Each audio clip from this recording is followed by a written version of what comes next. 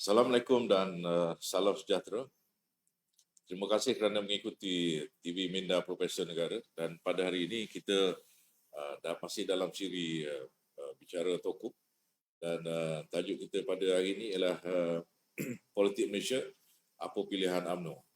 Dan tetamu kehormat kita pada hari ini ialah tidak lain tidak bukan iaitu Tan Sri Datuk Seri Shariz Ahmad. Terima kasih Tan Sri kerana sudi hadir bersama kami pada hari ini. Sama. Terima kasih. Dan kita juga ada di Sekretariat MPM bersama saya iaitu Presiden Majlis Presiden Negara, Presiden Datuk Dr. Radwan Chirus, Profesor Datuk Datuk Sri yang saya hormati sekalian.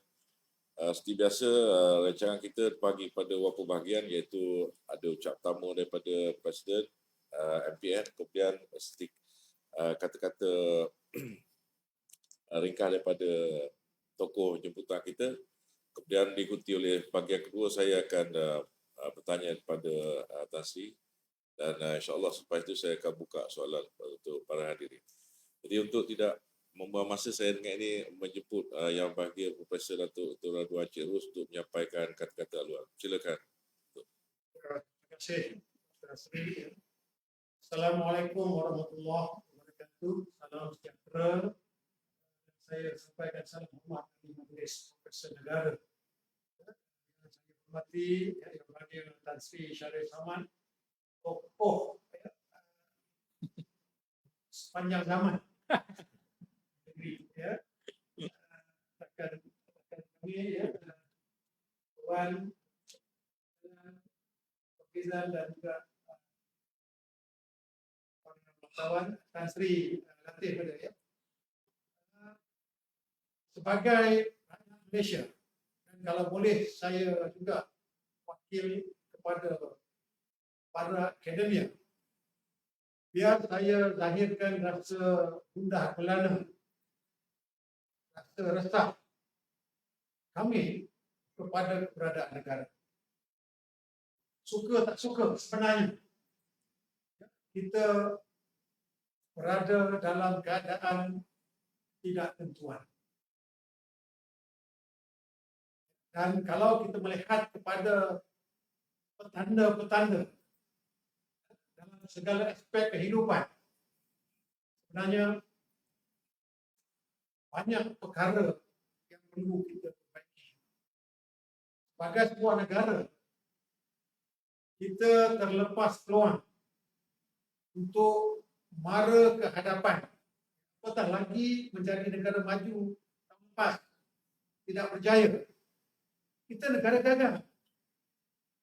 Dan sampai sekarang, kalau kita lihat kepada arah tuju negara, perlu dipandu oleh satu agenda besar, agenda pembangunan negara yang tidak hadir sekarang ini.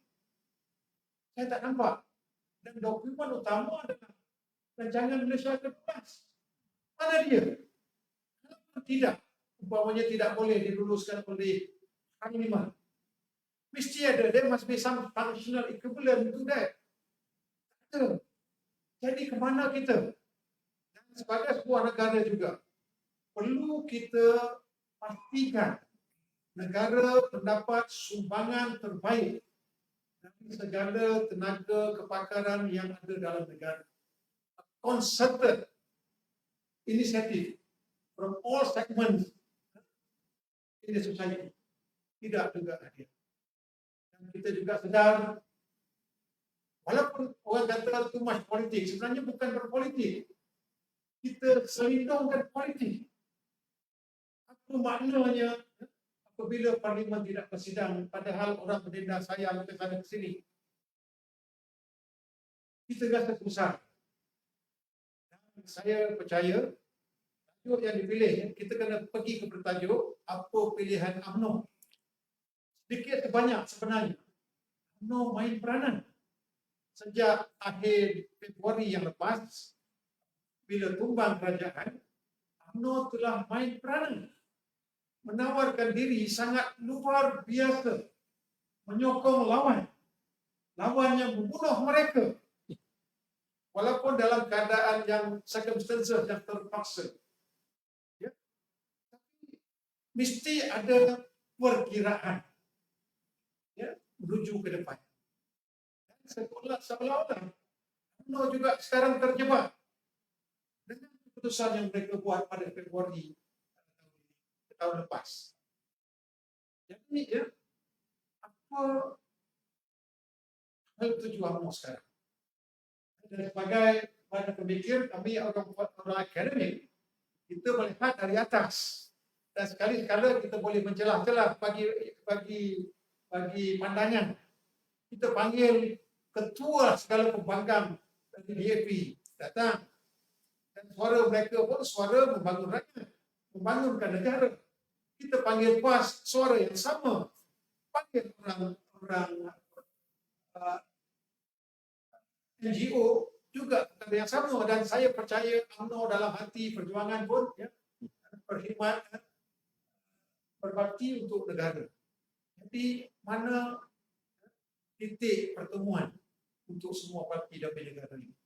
Jadi UMNO suka tak suka ya, sejak Februari itu sampai sekarang mesti benar-benar jelas bagaimana mereka boleh main peranan. Kecil boleh otak-atik yang mereka, ya, tapi dalam kalangan UMNO itu sendiri, ya, dalam kalangan pemimpin UMNO itu sendiri, kalau saya katakan apa yang tidak adil adalah solidarity dalam kalangan mereka, yang mereka boleh membuat perubahan tapi tidak hadir perubahan itu kerana ya, meletakkan kepentingan parti sebagai kepentingan kedua. Itu mungkin, tapi mungkinlah dengan pengalaman, dengan kearifan Tan Sri, saya percaya perkara ini boleh kita bukai dan juga kita sebarkan. Tujuan kita seluas-luasnya, biarlah apa saja patah perkataan kita ini dikongsi bersama masyarakat, disajikan kepada pemimpin-pemimpin UMNO, terutama sekali yang saya mereka labelkan sebagai kluster menteri. Orang tak kata kluster darurat.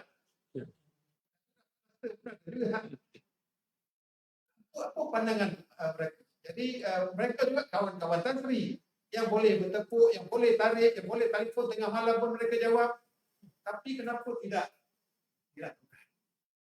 Jadi kesempatan ini Tan Sri, kita nak berkongsi pandangan ulasan. Saya percaya Tan Sri dari zaman dulu lagi sampai sekarang amat tegas, amat jelas, tajam pemikiran kepada arah tujuan ini. Dan Majlis Profesor Negara amat berbesar hati ya, untuk bersama-sama kongsi dan juga menjadi platform kepada hal itu. Dan saya ucapkan terima kasih banyak-banyak kepada Tan Sri yang sudi menerima jemputan kami. Ya. Dan saya ucapkan supaya program kita berjalan dengan sah, dan kita akan buka juga ruang kepada rekan-rekan untuk berkongsi soalan dan juga pandangan kami. Terima kasih banyak. Assalamualaikum warahmatullahi wabarakatuh. Waalaikumsalam. Terima kasih di atas ucapan haluan Prof. Datuk tadi. Sedikit berkenaan dengan latar belakang Tan Sri. Tadi Datuk ada menyebut Tan Sri adalah ahli politik sepanjang zaman. Untuk lebih tepat, dalam 4 dekad yang lalu, bermula dengan sosial politik kepada Musa Hitam, kemudian kepada Allahyarham Perdana Menteri Malaysia kedua, Tun Abdul Razak, kemudian jawatan ahli parlimen, seterusnya menjadi menteri di beberapa kementerian. Kali terakhir KPDNKK, dan saya kembali balik ya. Pengurusi atau chairman pada backbenchers dan juga GLC atau Felda sebelum ni. Dan tidak terlalu kalau dikatakan Tan Sri pada saya ialah jalur kelahiran UMNO besi Tun Dr. Ismail yang terkenal dengan prinsip dan integriti yang tinggi yang jarang-jarang kita lihat ada dalam UMNO. Dan beliau juga antara yang tidak kekok untuk articulate, untuk menyampaikan pendapat, pemikiran berkenaan dengan masalah negara, isu semasa dan sebagainya. Jadi sebelum kita teruskan, saya ingin jemput Tan Sri untuk menyampaikan ucapan utama yang dalam 3-4 minit. 4 minit. Kita mula. Okay. Silakan. Assalamualaikum warahmatullahi wabarakatuh. Pertamanya saya ucapkan berbanyak terima kasih kepada Majlis Profesor Negara kerana sudi menerima saya dan menjemput saya untuk hadir dalam program bicara ini. Bagi saya ialah memang seperti mana Profesor mengurusi kepada Majlis Profesor dah utarakan tadi dengan begitu penuh semangat betul. Bagi saya memanglah kita ni berhadapan dalam keadaan dan satu ketika yang memang kita sedang mencari-cari ke mana hala tujunya, ya. Dan yang saya seronoknya bila saya melihat, bukan saya seronok keadaannya pasal kita ni dalam keadaan yang tak tentu arah, tetapi saya melihat bagaimana berlakunya perubahan dari segi sikap golongan yang dulu benci pada UMNO dan melihat kepada sebagai UMNO itu punca kepada segala masalahan dalam negara. Mereka pula sekarang sudah melihat sebagai UMNO tu yang saja yang boleh mampu ataupun masih mampu untuk memberikan pandangan, memberikan idea, memimpin dan membentuk masa depan negara. Ini yang menjadi sesuatu keadaan bagi saya melihatkan bahawa sebenarnya kita berdepan dengan satu keadaan yang memaksa kita berfikir balik kepada asas, balik semula kepada yang asas dan menerimanya sesuatu itu bukan berasaskan kepada polemik atau retorik, tetapi terpaksa kita membuat penilaian yang sebenar-benarnya factual, ya, yang tak ada emosi tetapi factual. Sebab tu adanya sampai saya sebutkan ada grup atau kumpulan yang sudah pun membuat 180 darjah punya pusingan. Kalau dulu dia lihat kepada UMNO ni sebagai satu yang punca kepada semua masalah dalam negara, hari ini dia lihat UMNO kena libatkan UMNO di dalam proses nak pergi ke depan ataupun nak ubah suai dan nak melihat kepada perubahan yang lebih baik bagi negara. Bagi saya, hari ini masalah yang kita hadapi ini tak lain tak bukan ialah satu masalah dalam kehidupan manusia. Pertembungan antara kepentingan elit dengan kepentingan golongan besar, iaitu massa ataupun kaum B, ya. Dan kalau kita terjemahkan atau tafsirkan dari segi sudut itu, pandangan elit, sikap elitisme dan juga pandangan kaum B, maupun dari segi UMNO itu sendiri, bahawa UMNO tidak akan terlepas daripada ujian dan kajian sedemikian, maka kita lebih memahami bagaimana kita nak cuba selesaikan masalah ini ataupun bagaimana kita nak menentukan hala tuju UMNO dalam konteks keadaan pada hari ini. Ini sebagai permulaan lah, Dok. Jadi kalau panjang sangat nanti Kang tak sempat nak tanya soalan. Jadi saya berhenti kat sini. Terima kasih banyaklah sekali lagi. Okay. Terima kasih Tan Sri atas ucapan utama yang ringkas dan padat saya rasa tentang perhatian masyarakat kembali kepada UMNO, tentang harapan terhadap UMNO. Jadi untuk bahagian kedua saya akan mulakan dengan soalan-soalan. Tan Sri daripada Johor dan mewakili konstituensi bandar iaitu Johor Bahru selama 6 pegang. Dan kalau kita tengok dalam konteks sejarah yang panjang kaitan dengan UMNO dan situasi semasa yang kita sebut tadi. Kita tengok perjuangan orang Melayu ni daripada zaman Melaka dulu. Apabila Empayar Melaka jatuh. Melaka kita sedar dia tak sempat create bangsa. Sebab tu kita tak dengar bangsa Melaka ada. Dan bangsa Melayu itu pun apabila Inggeris datang dia cipta. Tapi di Johor, apabila Empayar Melaka tu runtuh, orang Melayu bermasalah, Johor mengambil alih. Empayar Johor dengan bangsa Johor. Dan kita lihat apabila kolonial British nak menyerahkan ataupun pulang kembali selepas Perang Dunia Kedua, orang Melayu bermasalah dengan Malayan Union, pemimpin-pemimpin Melayu daripada Johor bangkit mencadangkan penentangan terhadap Melayu ni dan menubuhkan UMNO. Dan kita lihat kesinambungan itu ada daripada zaman Melaka, Empire Johor, kemudian pemimpin Johor dengan UMNO. Dan baru-baru ni kita lihat apabila PH bermasalah, pemimpin daripada Johor juga, daripada Bersatu iaitu Presiden Tan Sri Muhyiddin dan barisan ahli kabinet terdiri pada ramai UMNO Johor seperti Datuk Ishamuddin, wanita UMNO sendiri Datuk Nuraini, Datuk Halimah Sadiq, Timbalan Speaker Borak Zalina pada Johor, ada Hambaba. Adakah ini satu kita kata rentetan atau kesinambungan perjuangan Melayu yang panjang yang boleh mencorakkan agenda perjuangan Melayu, dan dalam masa yang sama sebagai yang saya kata Tan Sri juga daripada Johor, ini boleh membanggakan atau Tan Sri ada pendapat yang lain? Silakan.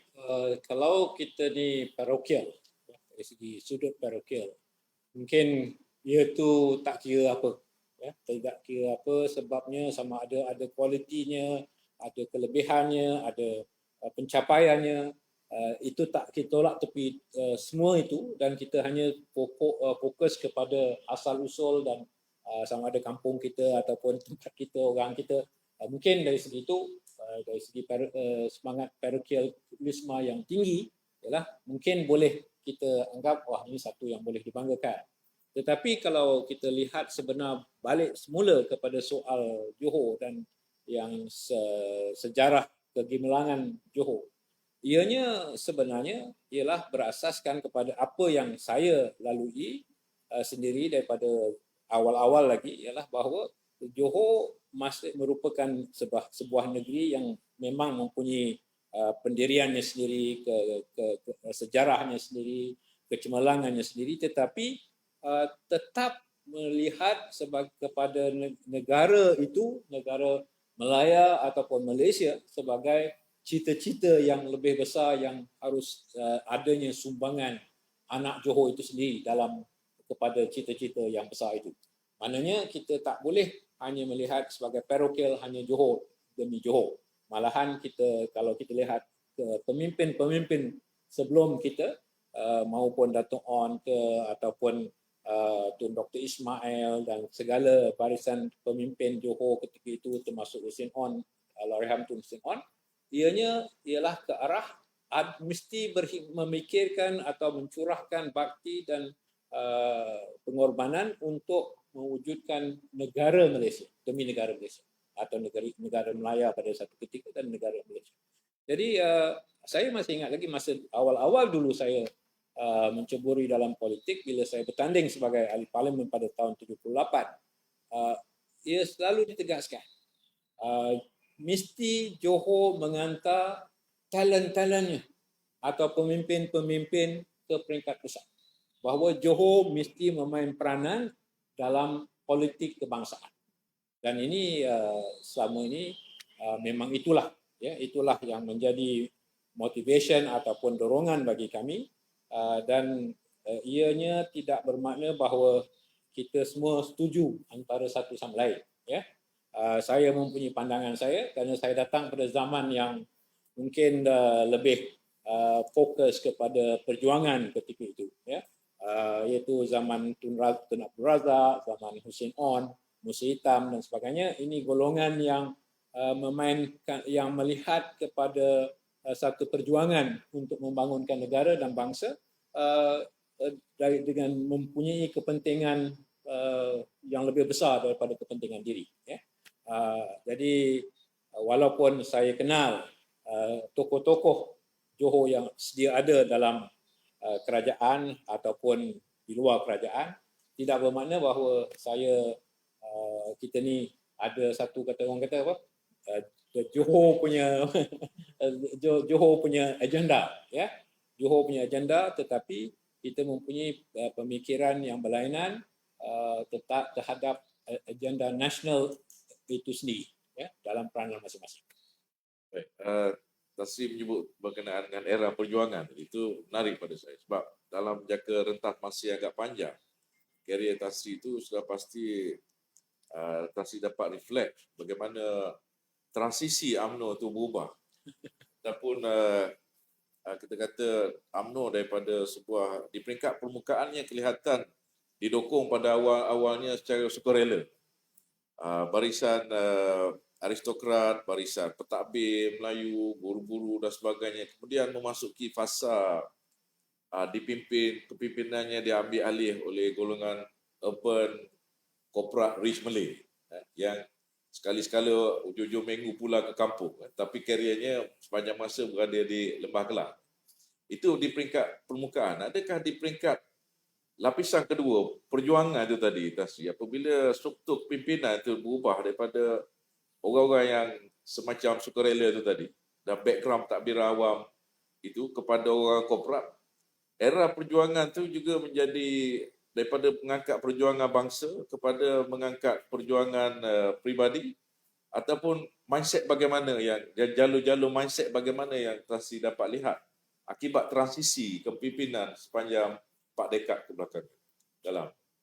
Ialah dari segi kalau kita mengambil analisa daripada sudut pemikiran elit, elit Melayu pada awal sebelum merdeka memikirkan dari segi soal pembangunan negara, kemerdekaan, perjuangan untuk mengisi kemerdekaan dan sebagainya.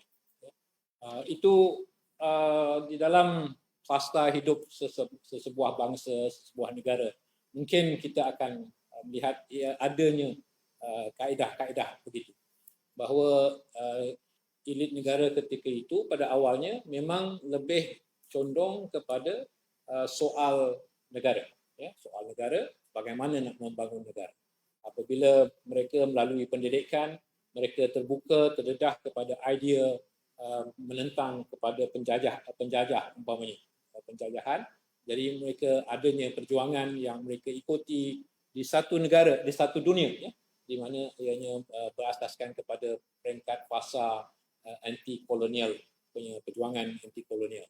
Dan ketika itu ialah dorongannya bagi elit negara ketika itu, Melayu termasuknya, terutamanya, ialah untuk bagaimana nak membangunkan negara, bagaimana nak mengisikan kemerdekaan.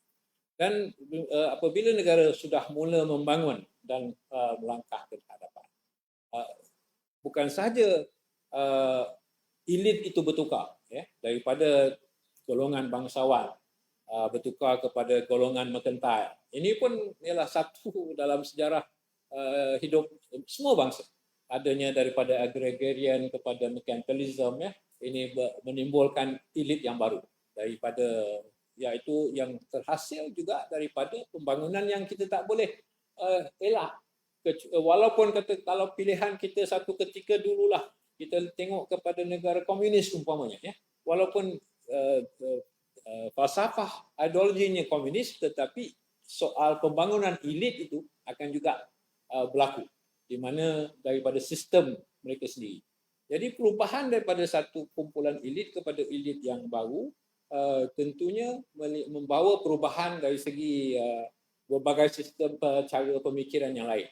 Dan kita juga melihat adanya konflik idea soal pembangunan ekonomi, di mana beralihnya dari segi yang berlaku di dunia dan juga terpengaruh bagi kita. Sehingga kan pada tahun 90-an umpamanya sudah mula timbulnya fahaman neoliberal dari segi ekonomi. Jadi fahaman neoliberal ekonomi ini juga membentuk memberi fokus kepada kehendak elit untuk kumpulan elit itu untuk mengkayakan diri mereka. Jadi kita akan lihat bahawa kita tak boleh lari daripada keadaan ini.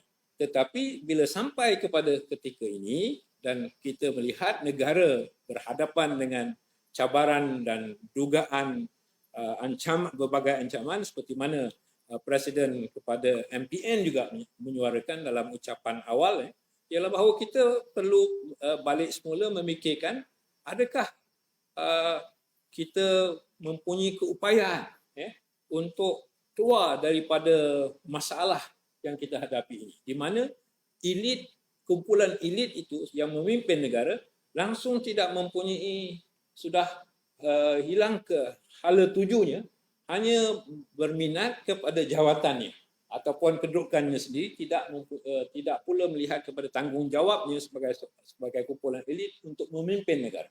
Jadi kita berada dalam keadaan ini, keadaan hari ini di mana kegusaran Datuk tadi mengenai dengan apa yang nak berlaku kepada negara kita.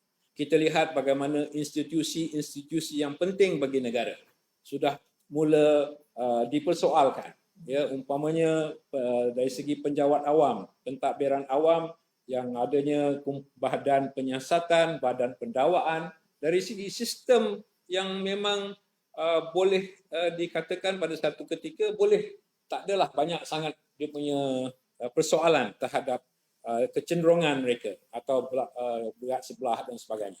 Jadi hari ini kita terdedah dengan pengakuan bekas IGP ya, yang bercakap benda yang bukan orang tak tahu. Memang orang tahu benda itu berlaku. Tetapi bagi seorang yang duduk di situ, pada 2 hari terakhir dia sebagai IGP, dia menyuarakan dengan begitu lantang, maknanya orang akan tanya, apa hal?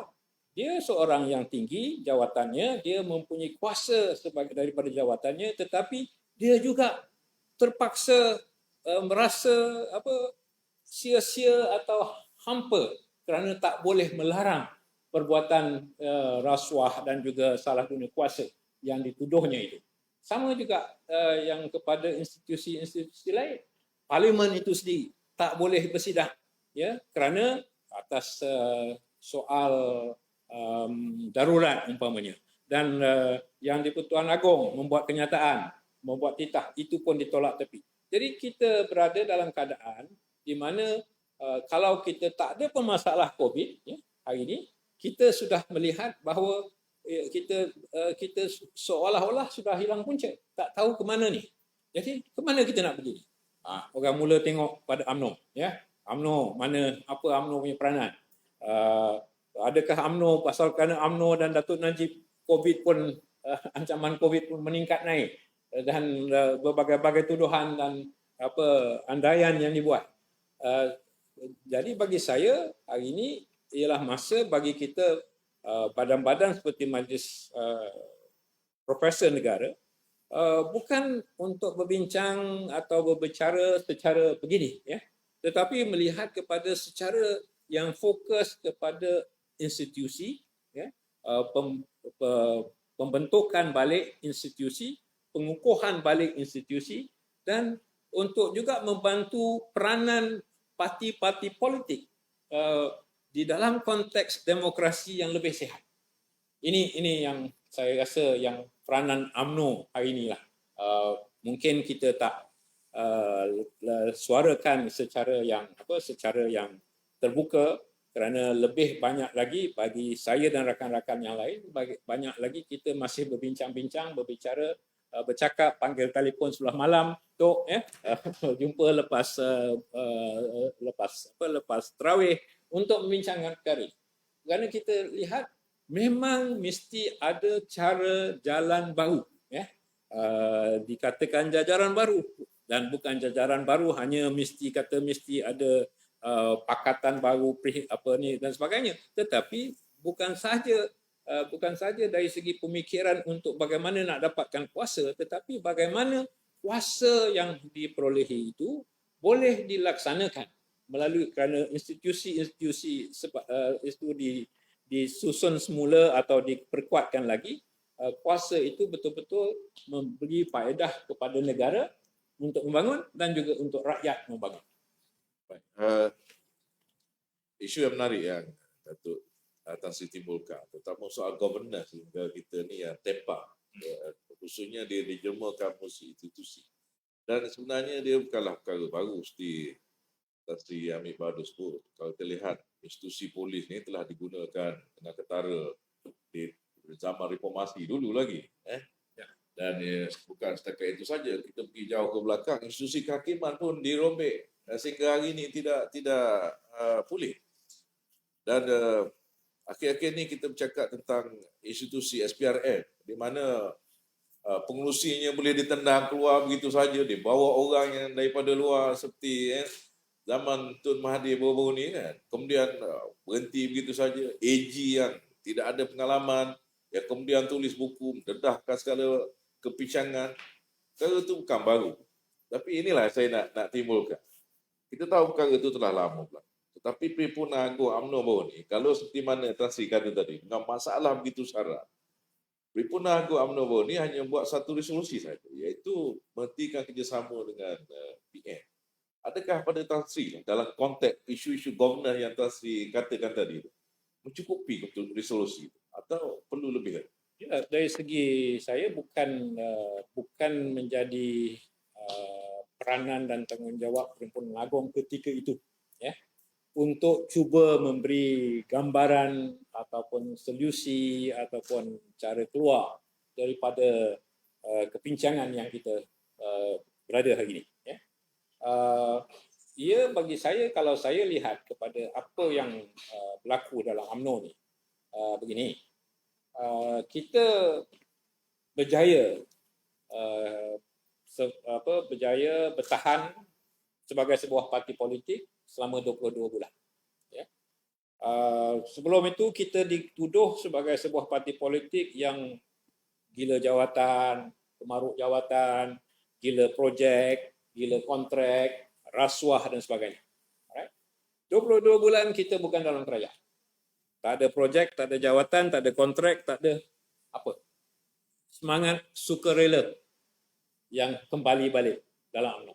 Dan 22 bulan itu kita berjaya kekal sebagai sebuah parti dan mengekalkan juga identiti kita, membangunkan juga kekuatan dalaman kita. Ya.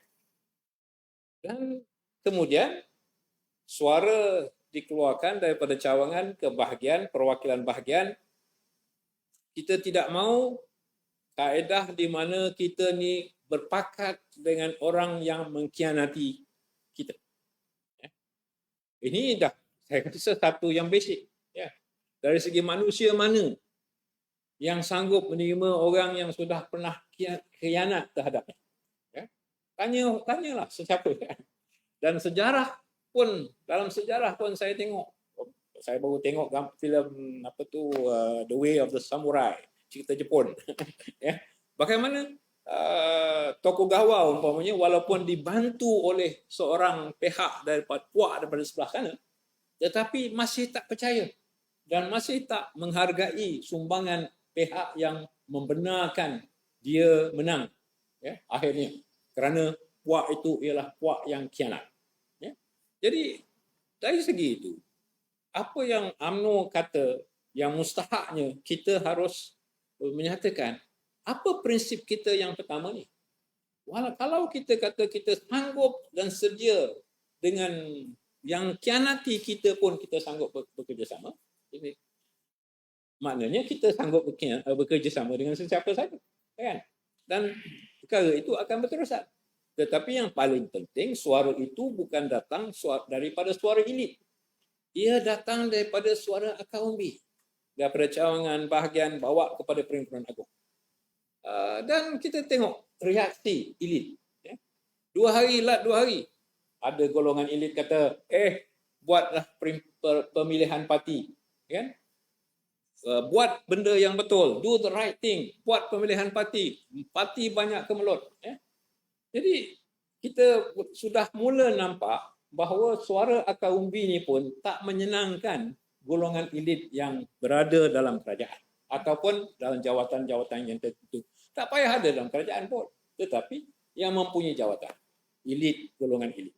Jadi sebab itu bagi saya soal pembentukan semula, nak membetulkan institusi, nak membetulkan cara, harus datang daripada pemilihan peringkat pilihan raya umum, di mana tawaran yang harus dikemukakan oleh semua parti-parti politik yang bertanding sebagai tawaran kepada rakyat, ini kita nak buat. Right? Seperti mana PRU ke-14, Pakatan Harapan membuat tawaran, ini kita nak buat. Ini manifesto kita. Ya? Dan akhirnya tak semua yang dapat mereka lakukan. ataupun ada yang setengah jalan dan sebagainya. Tapi ada ramai pula merasakan bahawa mereka telah menidakkan ataupun tidak menunaikan janji mereka sendiri. Dan saya rasa inilah yang patutnya sampai kepada ketika di mana bila timbulnya masa untuk pilihan raya umum yang tak boleh kita elakkan lagi, mesti ada tawaran yang datangnya daripada parti-parti politik yang sama-sama memikirkan apa yang kita nak tawarkan kepada rakyat. Ya. Soal Perhimpunan Agong ni hanya untuk sekadar kita menyatakan proses daripada kita 22 bulan itu sebagai sebuah parti yang tulen, ya, yang tak bergantung pada jawatan, tak bergantung pada kerajaan. Hari ini kita menyuarakan kita tak mau bersama-sama dengan golongan yang mengkhianati kita, mengkhianati perjuangan kita, mengkhianati kita demi untuk kuasa dan kedudukan. Jadi untuk kita kata patutnya Perhimpunan Agong janganlah bergaduh sama sendiri, kan? Patut cerita usul ekonomi, usul ini. Kita parti pembangkang lah. Masih lagi di pembangkang walaupun sebelah kaki, satu kaki dalam kerajaan. Ya. Tetapi kalau saya lihat apa yang sedang berlaku daripada proses itu, UMNO mempunyai balik semula jati dirinya sebagai sebuah parti politik. Lepas tu suara akar umbi diutamakan daripada suara elit, dan kita sudah melihat kepada cara-cara di mana UMNO juga sudah mula memikirkan kami juga ada falsafah ideologi politik, kami ini kumpulan yang konservatif tetapi juga mempunyai idea-idea yang progresif, dan sudah mula juga Datuk Seri Zaid umpamanya sudah melantik juru cakap dalam bidang-bidang yang tertentu. Ini bagi saya menandakan satu keadaan di mana UMNO tak lagi kata kita nak cakap pasal ekonomi, kita tanya EPU.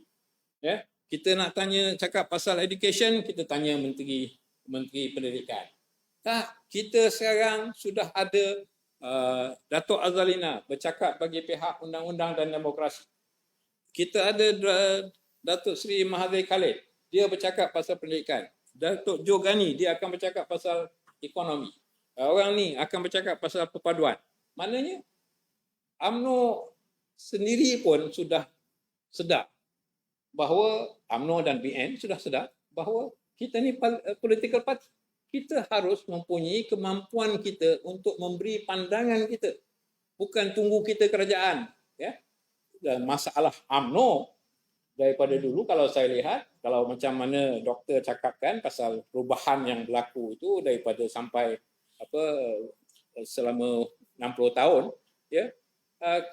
Kalau nak kita berkomunikasi, kita serahkan kepada RTM. Kalau kita nakkan pandangan ekonomi, kita serahkan pada EPU. Kalau kita nak intelligence dan informasi, kita minta kepada SB.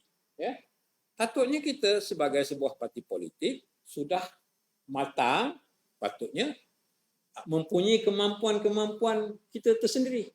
Kita boleh sudah lama mempunyai think tank kita sendiri.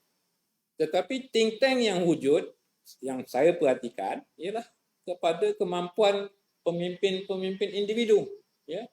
Kalau dia ada duit, dia ada pengaruh, dia wujudkan think tank untuk diri dia, bukan untuk parti. Jadi inilah saya ingat satu keadaan, satu peluang untuk UMNO hari ini kerana kekalahan dan tak jadi kerajaan selama 22 bulan, dan hari ini juga walaupun menyumbang kepada sebuah kerajaan, tetapi melihat bahawa kita perlu untuk berubah lagi. Ini saya punya setakat inilah saya. Sorry. Itu dari segi dalaman, baik untuk UMNO realize dan jana semula kekuatan dia yang sebelum ni tidak ada. Tetapi dari segi umumnya rakyat melihat, dan Tan Sri juga menyebut UMNO sebahagian kakinya dalam kerajaan. Dan tadi waktu ucap utama Tan Sri menyebut keadaan dah makin teruk.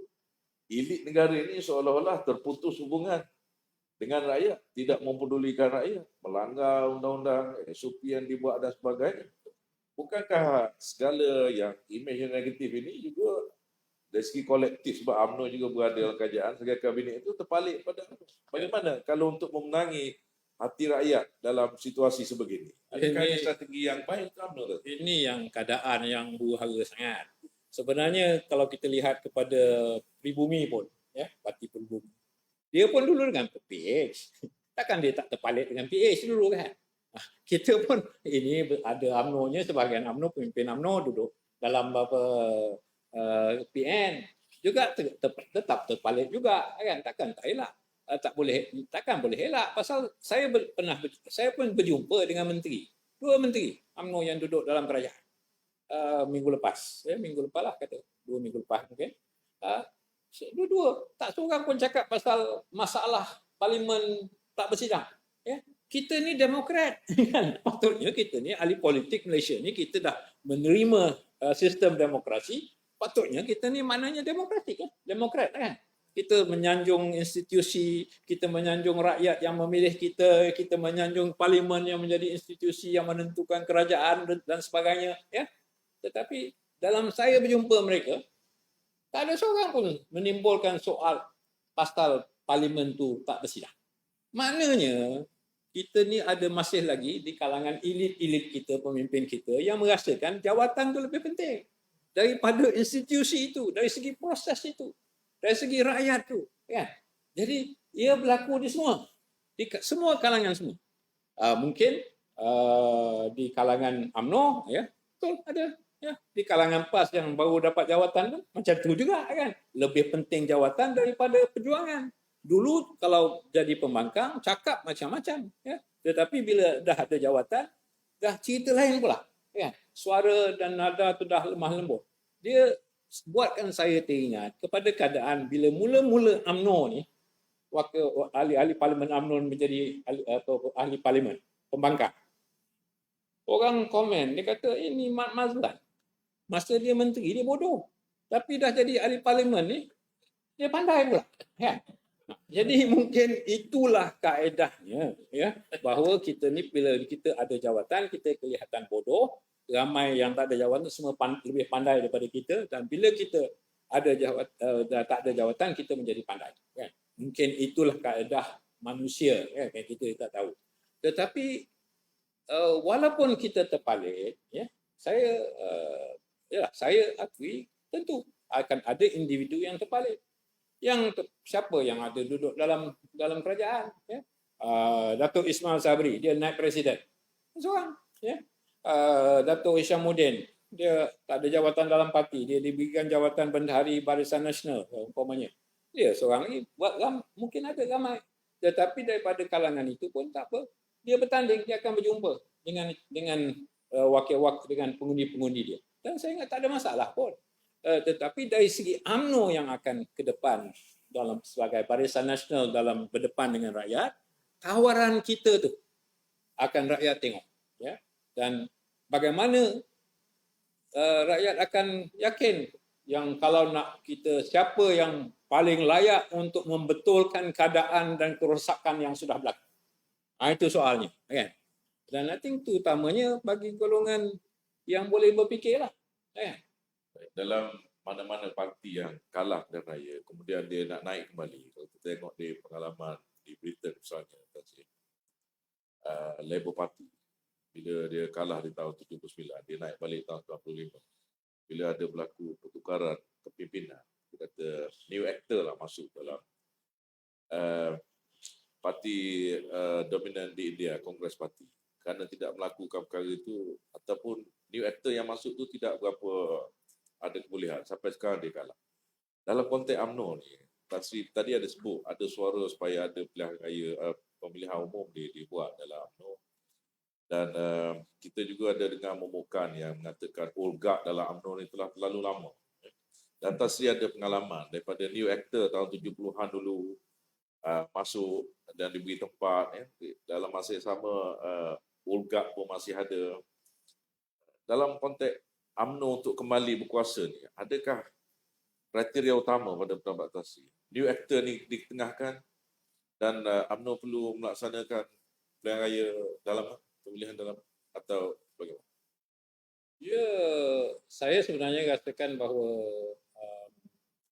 soal siapa yang memegang jawatan hari ini tak sepenting mana daripada kumpulan yang berada sebagai majlis tinggi, iaitu Biro Politik, Majlis Tinggi dan sebagainya. Maknanya dia bukan boleh lagi satu one man show, dominant personality atau suatu tokoh yang menguasai segala-galanya. Ya.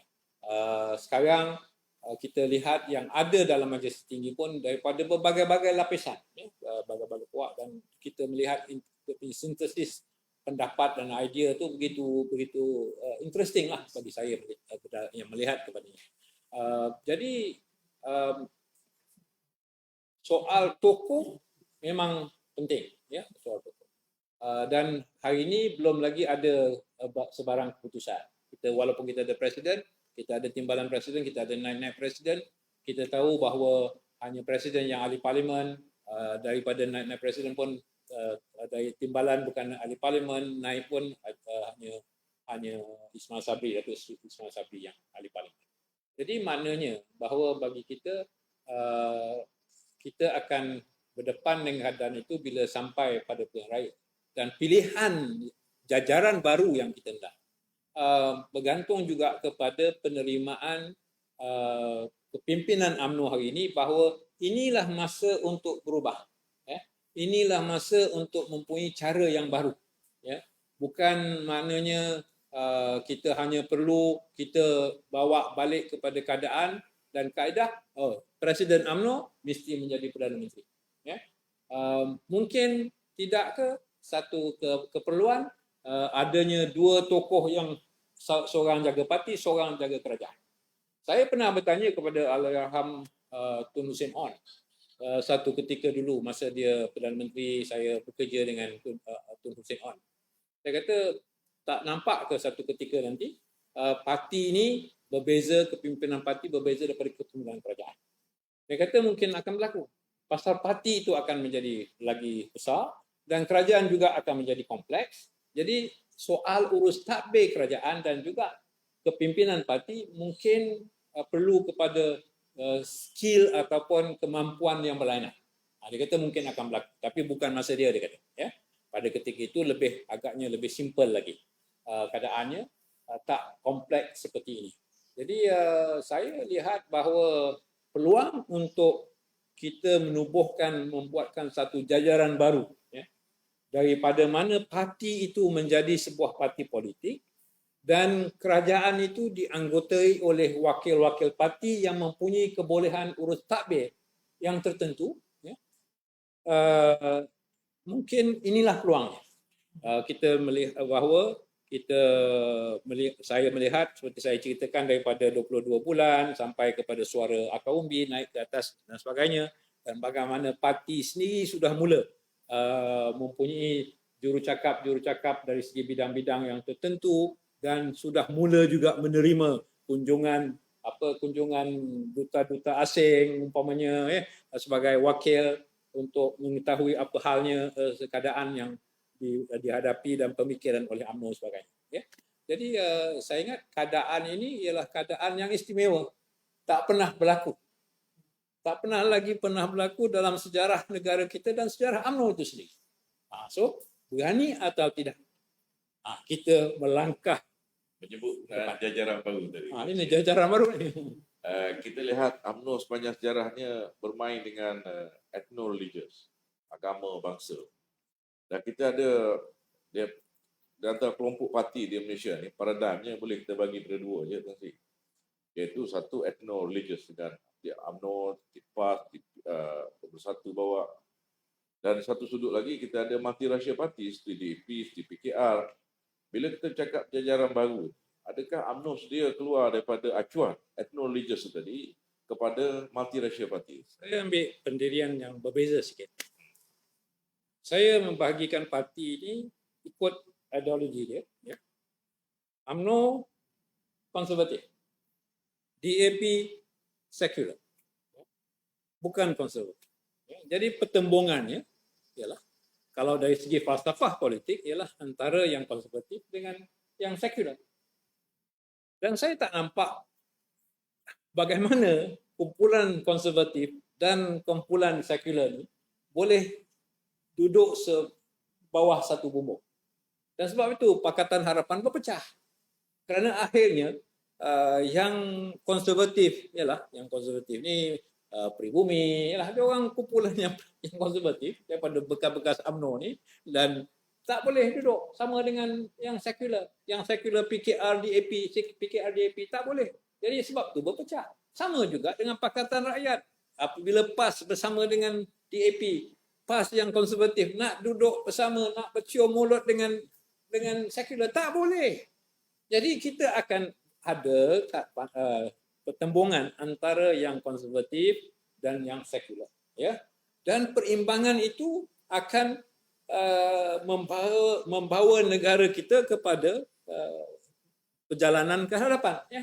Bukan ia tidak akan menghalang, ia akan, maknanya akan ada accommodation, akan ada cooperation dan collaboration dalam keadaan itu ke arah untuk untuk rakyat dan negara, ya. Dan tidak salah dengan falsafah konservatif ini. Tak rugi pun negara kalau ada falsafah konservatif. Hanya nak diterima fahaman sekular ini akan banyak terpentangan, ya. Orang kata inilah ethno-religious lah, ethnicity lah, religious lah, religion lah. Sebenarnya hanya itu nak mewujudkan dialog yang lain. Pada saya, kalau kita terjemahkan ikut falsafah politik, ideologi politik, nothing wrong, you know. Being kita menjadi konservatif, memang parti politik banyak negara di dunia ni pun yang konservatif, dan ada yang sekular, yang liberal dan sebagainya yang akan terdapat dalam kumpulan yang sekular. Jadi dan sebab itu soalnya, bolehkah UMNO yang konservatif bercium mulut dengan kumpulan yang sekular? Pada taksir mana yang akan diterima oleh rakyat? Kekal dengan konservatif sama konservatif atau cross kepada sekular, konservatif dengan sekular? Dia kena kumpulan yang sekular yang mungkin lebih mirip kepada yang konservatif lah. Tidak semuanya sekular. Pasal yang sekular pun ada tujuan-tujuan dia, agenda dia sendiri. Yang konservatif pun ada, kita punya agenda kita sendiri. Jadi dari segi rakyat, saya ingat hari ini kita kena lihat dari segi konteks yang lebih luas daripada peringkat, lebih banyak peringkat, bukan hanya kepada peringkat parlimen, ya. Kita kena juga lihat pada negeri-negeri. Penerimaan di peringkat negeri akan membentukkan kerajaan negeri, dan juga peringkat di kawasan-kawasan parlimen akan membawa kepada kuasa di peringkat kerajaan, di peringkat parlimen. Saya kalau saya lihat kepada keadaan akhirnya lah, sebenarnya kumpulan konservatif ni masih lagi kuat. Kalau kita ingat balik kepada selepas PRU ke-14, sebenarnya mengapa perlunya ada banyaknya katak? Maknanya pada saya tanda-tandanya bahawa kerajaan yang terbentuk ketika itu bukanlah kuat sangat. Sebab tu adanya katak, kan? Jadi maknanya kumpulan konservatif ni masih kuat. Dan PRU ke-15 akan membawa juga mengembalikan kuasa konservatif ini, ya, kerana saya ingat ini pandangan saya lah, kerana sebab apa? Kerana kalau saya cakap pasal kerajaan negeri, yang konservatif hari ini pegang 3 + 5 8 daripada kerajaan negeri yang ada hari ini, ya. 8 kerajaan negeri yang ada. Yang sekular pegang Penang, Selangor, Negeri Sembilan, kan? Sabah sendiri, Sarawak sendiri. Okay. Maknanya kumpulan konservatif ni kuat ni. Kalau kita pegang 8 kerajaan negeri, daripada Kedah, Perlis, Kedah, Perak, Melaka, Pahang, ya, Terengganu, Kelantan, Johor, kan? And I think the conservative faction is very strong, kan? Ini sebagai preparation ataupun detik nak adakan pilihan raya ke-15, PRU ke-15. Dari segi konstituensi, konsep yang Tasri pakai itu boleh diterima lah konservatif sebab banyak kursinya berada di luar bandar. Tetapi dari segi pemikirannya, saya kira dia bukan lagi konservatif, dia lebih kepada liberal di bandar. Dan kalau kita tengok apa disebutkan oleh Jabatan Statistik, lebih 70% masyarakat kita ni telah menjadi urban. Sebab itu kita tengok kursi-kursi di bandar dimenangi oleh PKR, dimenangi oleh DAP. Tasri sendiri hilang kursi di Johor Bahru yang selama ini merupakan, sebab saya tengok mentor Tasri dulu sebut, Tasri Musita, dia kata UMNO ni parti kampung. Sebab tak menang kursi di bandar.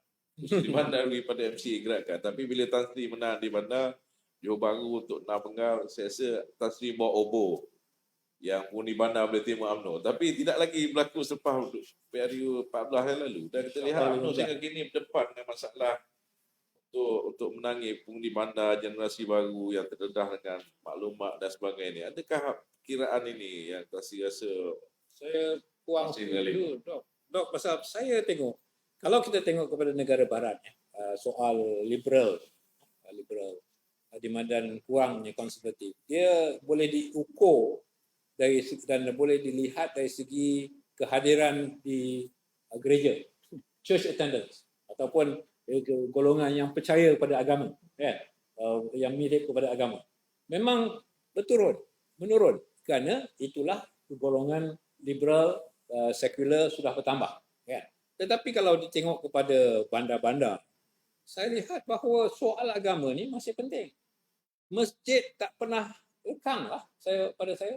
Dan ia tak bermakna bahawa apabila dah kita duduk di bandar, bahawa kita terus tolak konservatif, kita menjadi liberal, menjadi sekular. Kita mungkin lebih liberal lah, lebih liberal sikit daripada orang kampung, tapi bukan dari segi fahaman politik, kan? Liberalnya dari segi gaya hidup dan sebagainya. Tetapi dari segi fahaman politik, bila soal agama, soal bangsa, konservatisme tu masih boleh menjadi soal yang penting bagi masyarakat bandar. Saya ialah di Johor Bahru, umpamanya Johor Bahru. Saya tengok mengapa saya kalah umpamanya. Yang saya kalah kerana golongan bukan Melayu 5% dia sokong saya. Bandingkan dulu PRU ke-13 30%, 35%, saya lebih tinggi daripada yang lain berbanding dengan kawasan-kawasan lain, kan. Jadi yang swing yang pernah berlaku sebenarnya ialah di kalangan bukan Melayu. Bagi orang Melayu, pengundi Melayu, Barisan Nasional, kalau saya gunakan kaedah di luar bandar lah, iaitu kawasan-kawasan Felda, taklah tinggi, hanya tapi tetap berada pada 58% average bagi kawasan-kawasan luar bandar Felda. Di bandar dia menurun, tapi masih juga di atas daripada 50%. Tetapi tak cukup, dan bila turun itu daripada 80% turun ke 50% tak cukup untuk mengimbangi kehilangan sokongan bukan Melayu kepada saya di Johor Bahru, di kawasan bandar di Johor Bahru. Jadi swing yang kita lihat harus kita faham dan terima ialah swing di kalangan pengundi bukan Melayu. Dan ini bukan konservatif, bukan sekular, dia macam-macam dia punya hal, dia punya perkiraan dia. Jadi sebab itu, tetapi saya rasa akhirnya kalau semua dah melalui keadaan di mana kegusaran dan kebimbangan, tak tuarah keadaannya, dia juga nak cari kepada siapa yang boleh membetulkan keadaan. The trusted brand. Mana satu? Ialah hari tu show betul, tak nak pakai ni brand Proton, tak boleh percaya Proton, kan. Proton ni tak boleh percaya. Kita nak pakai yang baru. Kita nak pakai brand kereta yang lebih canggih.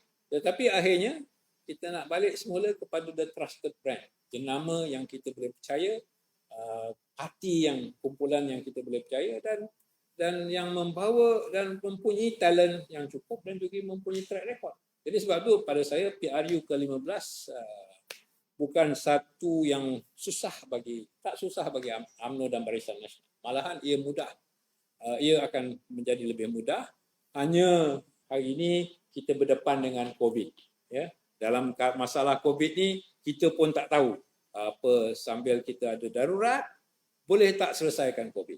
Ya. Kita kata kalau darurat kita nak gunakan segala-gala tenaga yang ada. Sama ada swasta dan kerajaan kita nak lawan COVID.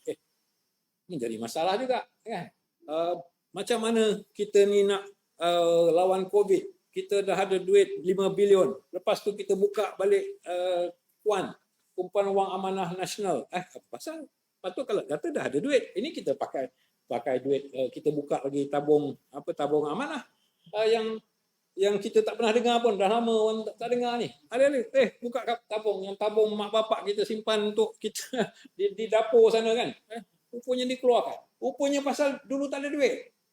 Dan inilah sebenarnya kemelut yang harus dirungkaikan, yang boleh dirungkaikan kalau ada kepimpinan dan kumpulan pemimpin yang boleh yang memberi keyakinan untuk menyelesaikan masalah. Terima kasih. Dan saya ingin buka pada para hadirin untuk tanya.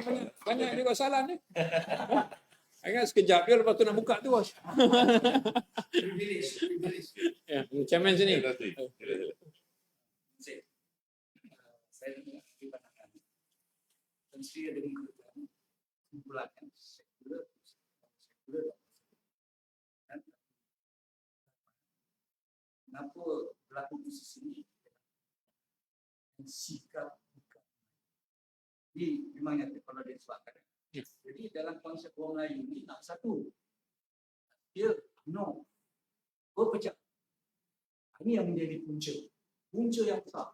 Kalau dikira dari statistik, kalau kita bersatu, mesti bangsa konseptif itu kita lebih 2/3 majoriti. Ini realiti. Tapi mengapa kita lagi berpecah? Jadi sebab itu, apakah strategi? Ini strategi yang kita nak buat ni supaya kita ni orang Melayu 70%. Tetapi pecah belah. Yang berlaku 4 negeri yang berlaku ni semua pecah belah.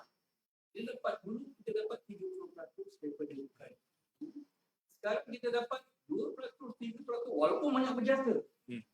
Jadi bagi saya, orang Melayu perangai pecah belah ni dari dulu. Skill satu tu tak wujud. Jadi berlakunya kesetiaan orang Melayu pula skill dan kegagalan. Jadi kita telah lokal ataupun itu. Jadi saya kata ini strategi kita, negara kita, kebilang bangsa, kita bagi-bagi. Tapi terbalik. Jadi apakah strategi yang paling penting untuk membuat satu azam baru? Kalau dah dikatakan daripada awal pun begitu, kan? Daripada UMNO lah lahir berpecah jadi PAS, lepas tu jadi Semangat 46, lepas tu jadi PKR, jadi semua, kan? Sama Pribumi, tak habis-habis, kan? Berpecah. Macam mana nak itu?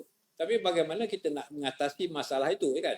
Mula-mulanya memanglah kita berusaha ke arah satu kombinasi di bawah muafakat nasional.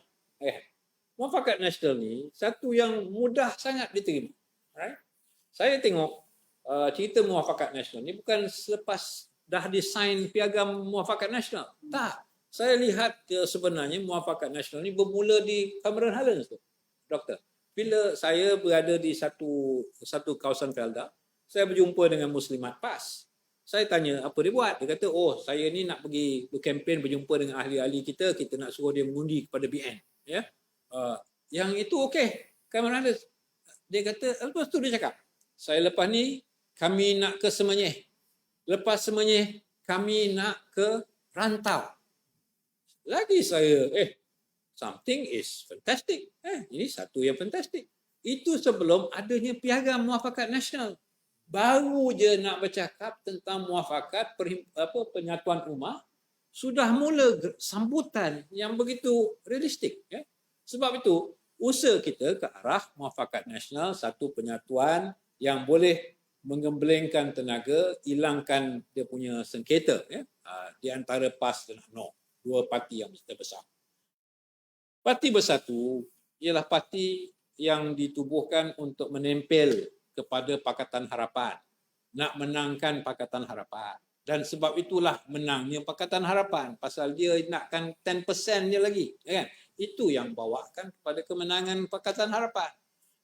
Tetapi dia tak mempunyai kekuatan dia yang tersendiri. Bagi saya ambil contoh kawasan Johor Bahru. Pribumi berada di Johor Bahru, dia wakil rakyat dia di peringkat DUN. Dia ada 3 puak kat situ. Dia ada puak Azmin ada, puak Tan Sri Mahyudin ada, puak pemimpin bersatu tempatan pun ada. Macam mana kita nak bekerjasama dengan mereka? Sedangkan kita tahu dia ada 8 cawangan, kita ada 80. Mereka tak tahu berapa banyak undi yang dia dapat. Pada PRU 14 kita tahu kita punya, pasal kita punya 16,000, PAS punya 3,000, dia punya anggaran kita ialah 8,000.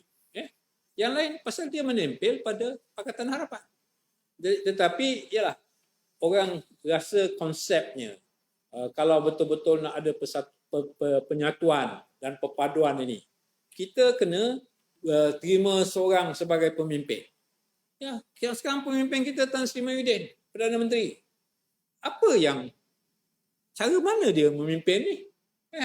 Sama juga dengan AG, peguam negara yang tak berbunyi. Ini Perdana Menteri yang tak banyak bercakap. Kan? Apa ceritanya, jawapan penyelesaiannya masalah ini dan sebagainya? Diam je. Jadi, who is our leader? Adakah kita nak percaya kepada pemimpin sebegitu? Ini soalnya kan. Jadi sebab itu kalau dia ada imej abah dia dan ini dia baca doa itu kalau kita ikut itu kita ikut. Tetapi saya rasa tak semua orang macam itu. Jadi masalahnya kalau kita nak bersatu, nak ada penyatuan, asas yang awal tu ialah betul. Muafakat nasional. Muafakat nasional tu memang tak meletakkan sesiapa di depan. Dia kalau mesyuarat muafakat nasional, UMNO duduk sebelah kanan, PAS duduk sebelah kiri, pengurusi bersama. Jadi dia tak ada, UMNO, Menteri Besar, engkau jadi pengurusi muafakat nasional bagi negeri Pahang. Tak. Dia pengurusi bersama. Tetap pengurusi bersama walaupun sebelah dia orang PAS tu bukan pun ada jawatan yang tinggi. Ini muafakat nasional. Tetapi ini yang sebenarnya belum lagi habis cerita ni. Cerita muafakat nasional, saya tak percaya dah habis. Pasal nampak tanda-tanda dalam keadaan hari ini dengan PAS, macam dia pun sekarang meraba nak mencari penyelesaian. Pasal dia tengok di Selangor nak muafakat nasional, di Pahang nak muafakat nasional, di sini nak muafakat nasional, di bahagian ini nak muafakat nasional. Ini macam mana ni kan? Jadi dah mula marah, cari tujuan. Marah Najib pula. Marah Datuk Najib. Yang marah Datuk Najib bukan lagi Setiausaha Agung PAS atau pemimpin PAS, timbalan Presiden PAS atau Presiden PAS. Yang marah Datuk Najib ni sekarang Dewan Ulama. Macam mana pula ni cerita ni kan? Jadi ini tanda-tanda yang saya rasa dah yang kebiasaan bagi PAS ni sudah mula dicabar dan sudah mula diuji. Dan sebab tu cerita ni belum habis lagi. Pada saya lah, belum habis lagi. Kalau tengok pada Pahang, choice Pahang, dia dapat 8. PAS dapat 8. 8 tu bilangan yang paling banyak. Pernah PAS menang. Dan menang pun ada yang 4 kursi sampai beratus dia menang. Tetapi bila UMNO setuju, BN setuju, kau dapat 8, kita ambil 25. Itu satu faedah. Satu yang berfaedah bagi mereka, bagi PAS. Dan muafakat nasional itu menguntungkan kepada PAS dan ada juga UMNO terpaksa rugi. Tetapi akhirnya maknanya kalau kita nak betul-betul perpaduan, kena ada give and take. UMNO bersedia begitu. Sehingga kan di Johor, macam mana Datuk Hasni bercerita, dia kata, cakap dengan PAS, you nak 4, kita boleh bagi. You boleh menang. Tapi saya dengar pribumi nak bagi awak 15. 15-15 awak kalah. Kan? Maknanya kan kita bagi PAS tak pernah ada sampai 4. Tapi demi pasal muafakat nasional dan perpaduan itu for this period kita work together kan, cari jalan untuk mana nak menambahkan kepada penyatuan umat itu. Ini yang saya lihatlah bahawa kalau apa yang saya lihat di Cameron Highlands di kalangan muslimat PAS Selangor tu bermakna muafakat nasional ni bukan hanya soal pemimpin ke atas, bukan soal elit lagi. Ini soal akar umbi, orang ramai. This is the most encouraging perkara, evidence. Which is yang mustahak. Pasal kalau bila dia elit ni kadang-kadang kita tak tahu apa benda lah. Dia cakap tapi kalau bila dah menjadi satu penerimaan sebati dengan masyarakat yang akar umbi di yang ramai, ia lebih real, lebih konsisten. Silakan. Dia bagi ikut age. Ya, terima kasih. Ini Tan Sri, saya nak cakap pasal pihak 15 ya. Kaitkan dengan UMNO.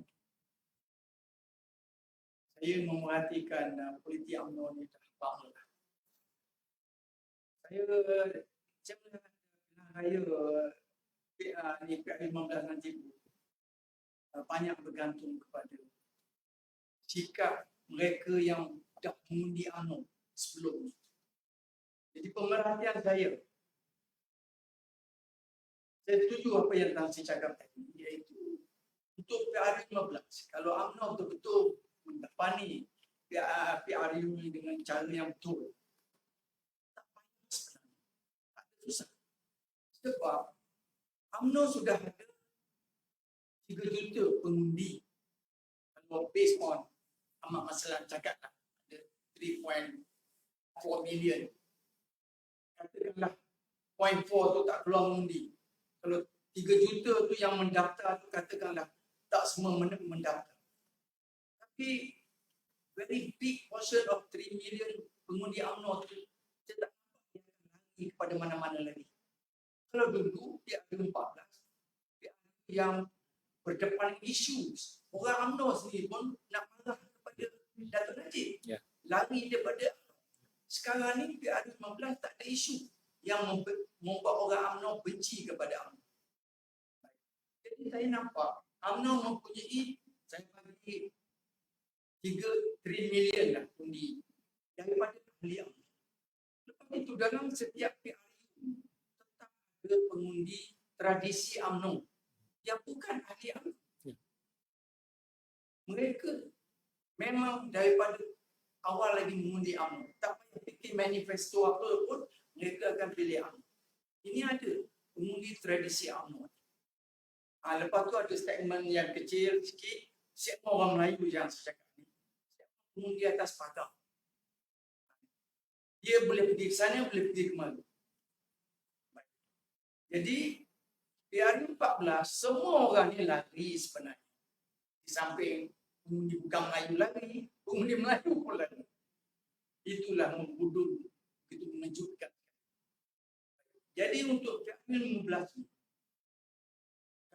kalau menghadapi PRU ni dengan pendekatan yang betul, ada beberapa perkara yang UMNO buat daripada sekarang. Saya rasa dari segi potensi pengundi ni yang ada pada UMNO. Cuma mereka sekarang ni memerhatikan bila lagi UMNO nak buat perkara. Pertama, setiap kali UMNO masuk pilihan raya, UMNO mesti dah cerita kepada rakyat dan kepada pengundi dia, inilah Perdana Menteri UMNO. Sekarang ni ahli UMNO tertanya-tanya. Pengundi tradisi UMNO orang Melayu yang tidak berparti UMNO itu tertanya-tanya. Yang sebagai tertanya-tanya. Tak tahu siapa calon PM UMNO menghadapi pilihan raya umum. Perdana Menteri, calon Perdana Menteri adalah satu perkara elemen yang sangat. Jadi ini satu Saya rasa mau tak mau UMNO kena buat.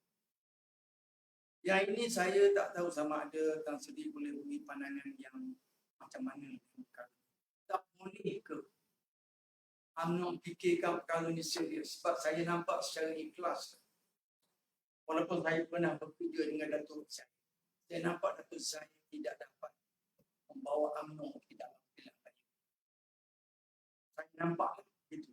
Sebab pengundi tradisi UMNO, mereka yang bukan ahli parti UMNO, mereka belum lagi PRU, mereka kata bila lagi nak keluar ni, bagilah ke muka baru, tunjuklah kepada kita.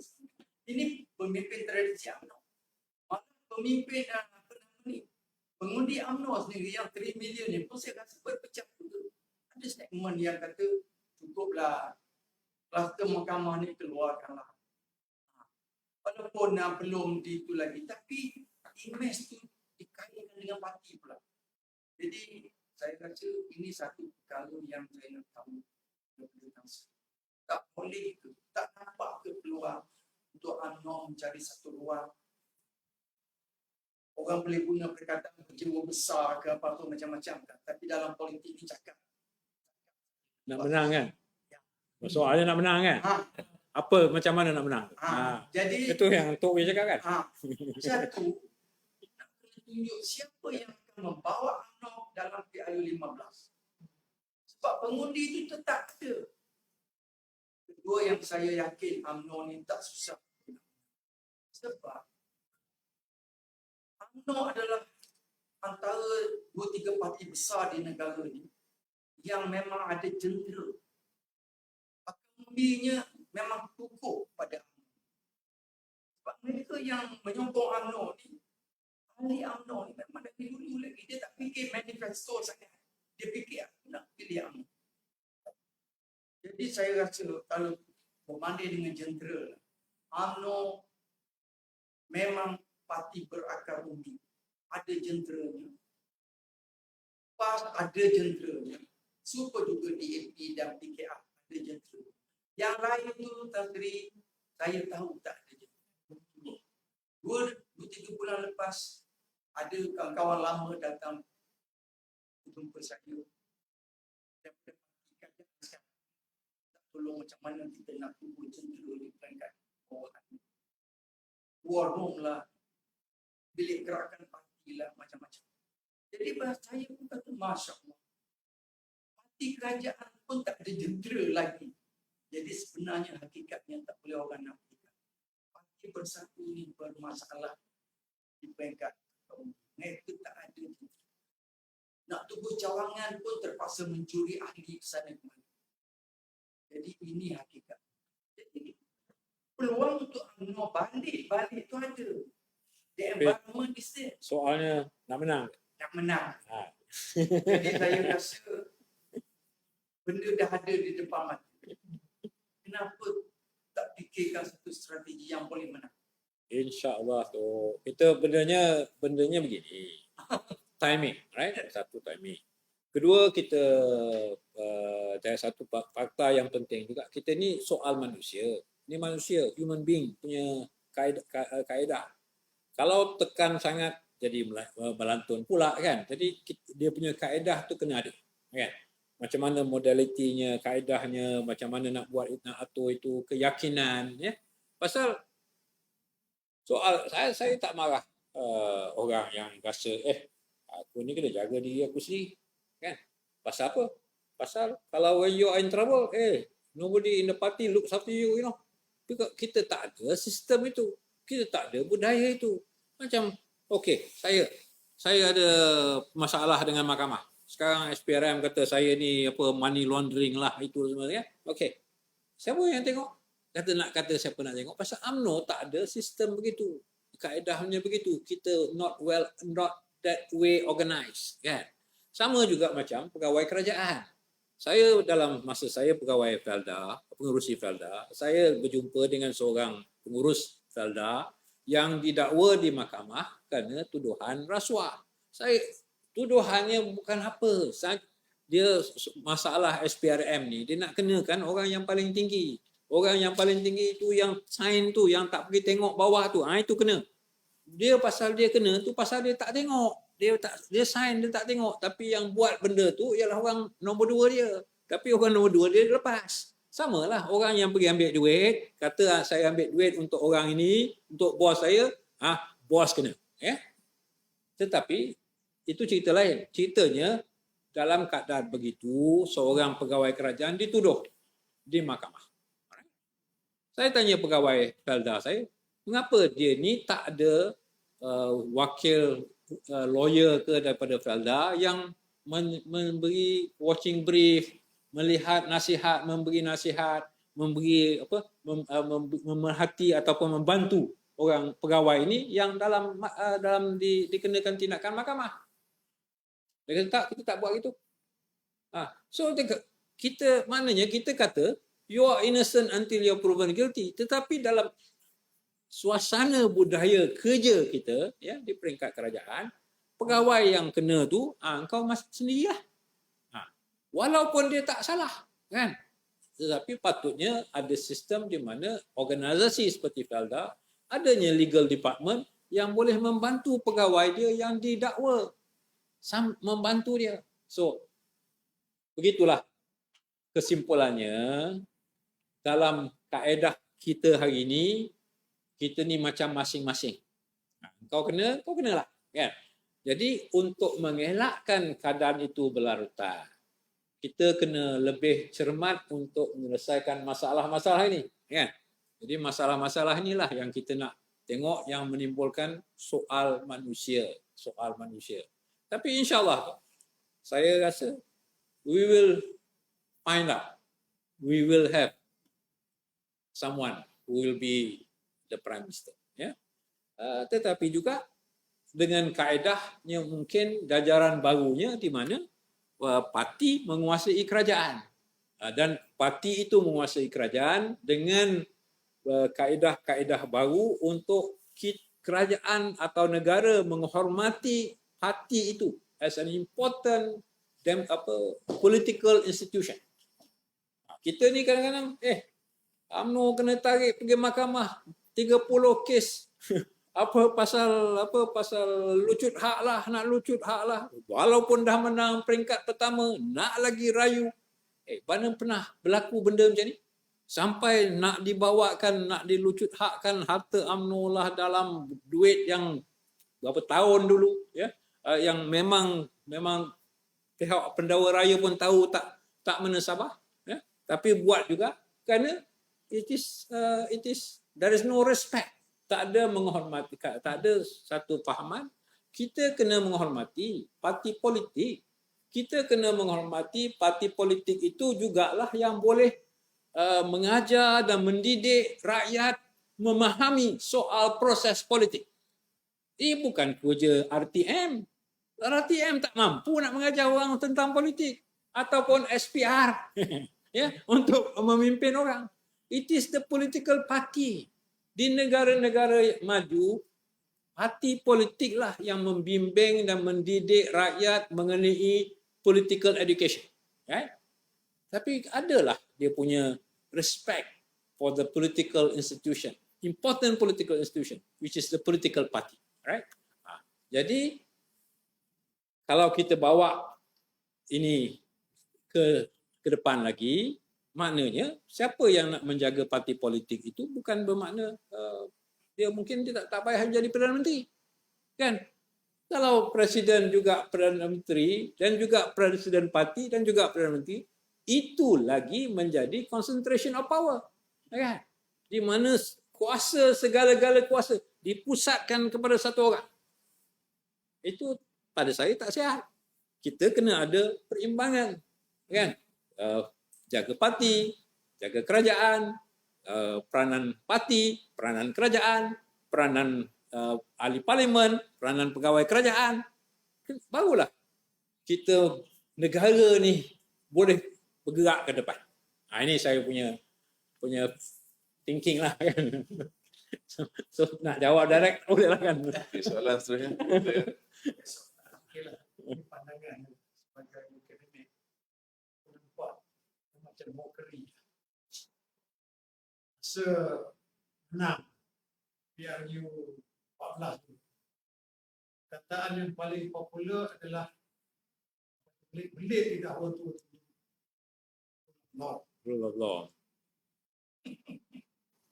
Simpul lidah orang tua tu menyebut rule of law sentiasa.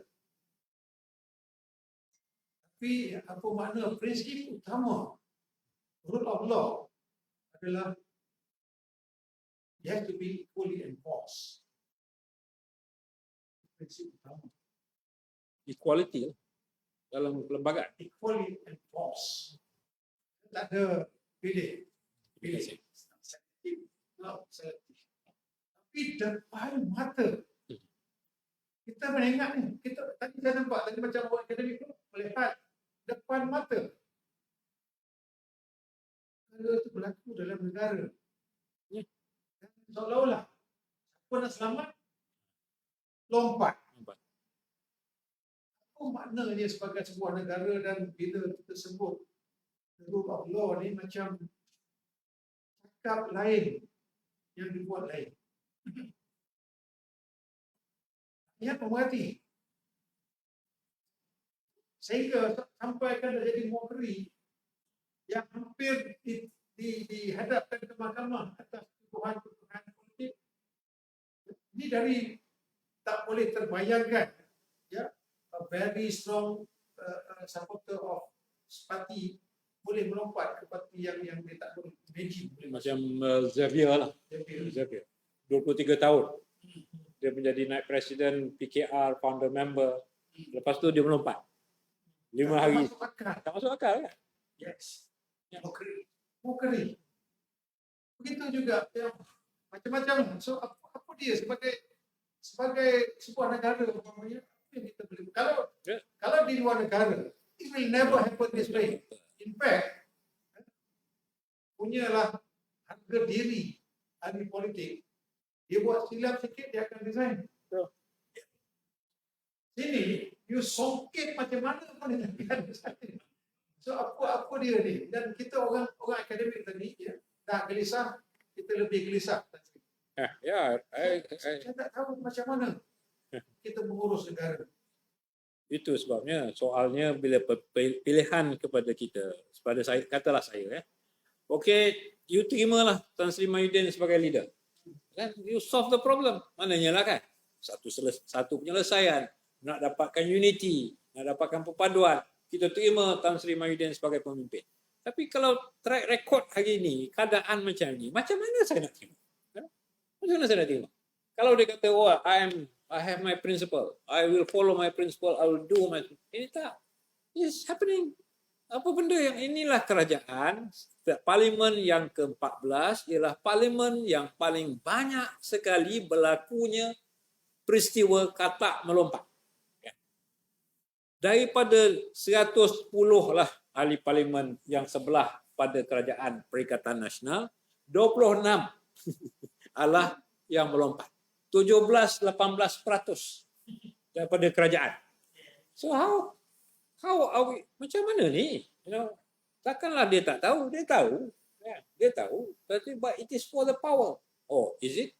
Dia kalau dia kata, okey, saya tahu benda ni, awak semua tak suka saya, tapi demi apa COVID ni, tak apalah, bagi canah. Yalah, kita ada kabinet yang paling besar, gaji yang berjalan paling besar, kan? Ini yang menimbulkan huru-hara orang, kan? Di mana betul kegusaran kita apa sampai bila lagi? Alih-alih meletup pop Tuan Hamid Tan Sri Hamid Bado punya cerita. Bukan kita tak tahu cerita tu, tapi dia mengesahkan benda ni. Kan? Besok siapa lagi? Ini nak tunggu LHDN ke, nak tunggu Azam Baki ke SPRM? Kan? SPRM pun satu, LHDN pun satu. Takkanlah orang tak tahu. Manalah Datuk Najib tu boleh bayar, ada lifestyle yang boleh kata kena bayar cukai 1.7 bilion.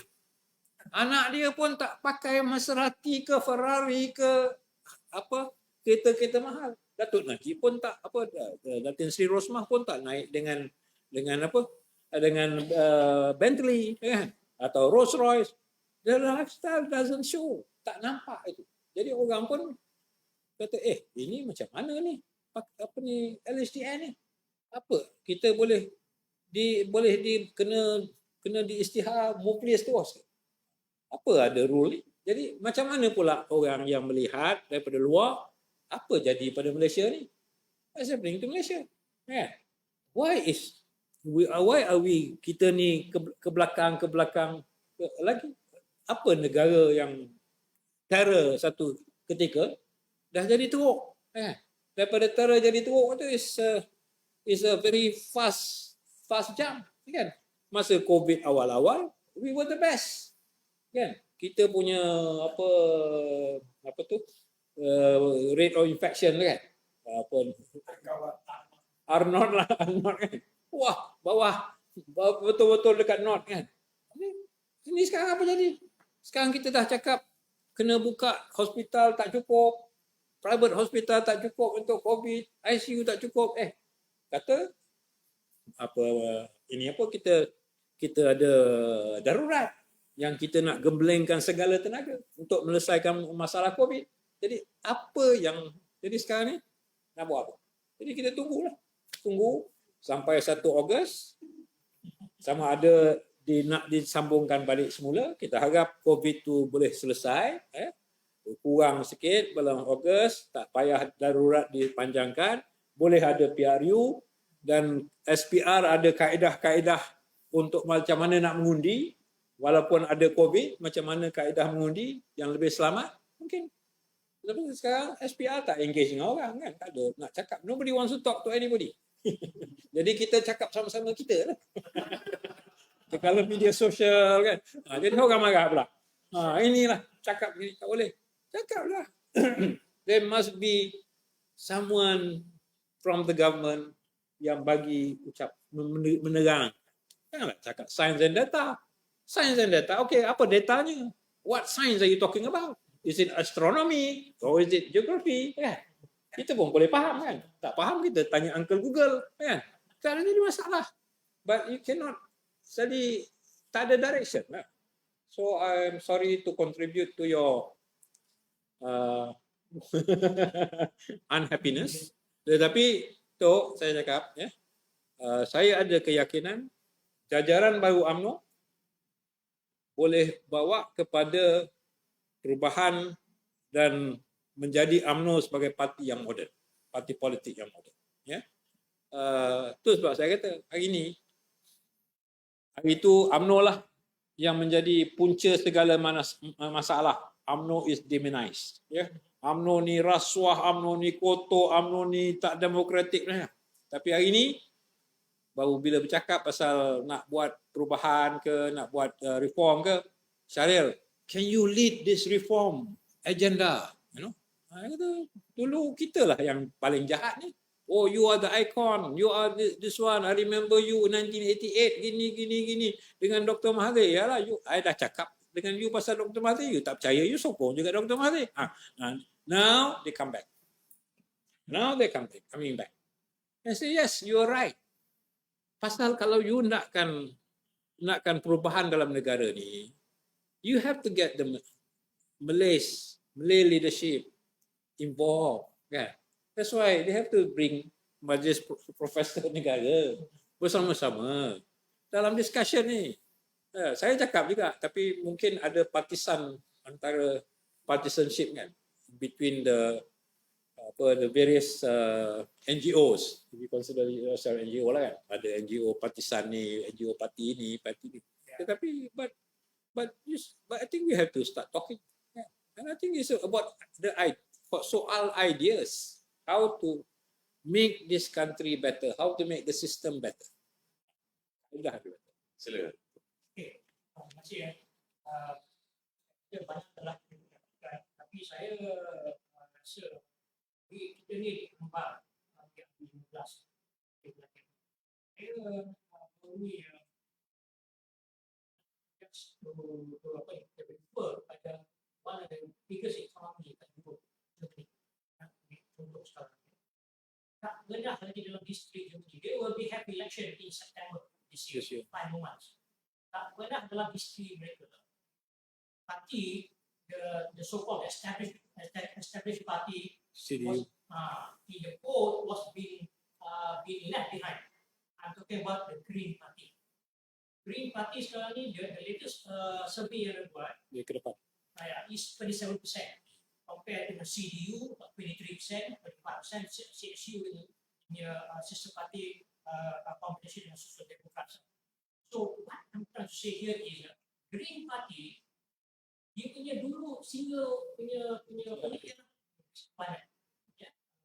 environment, but now they are changing it. So now they have a new leader.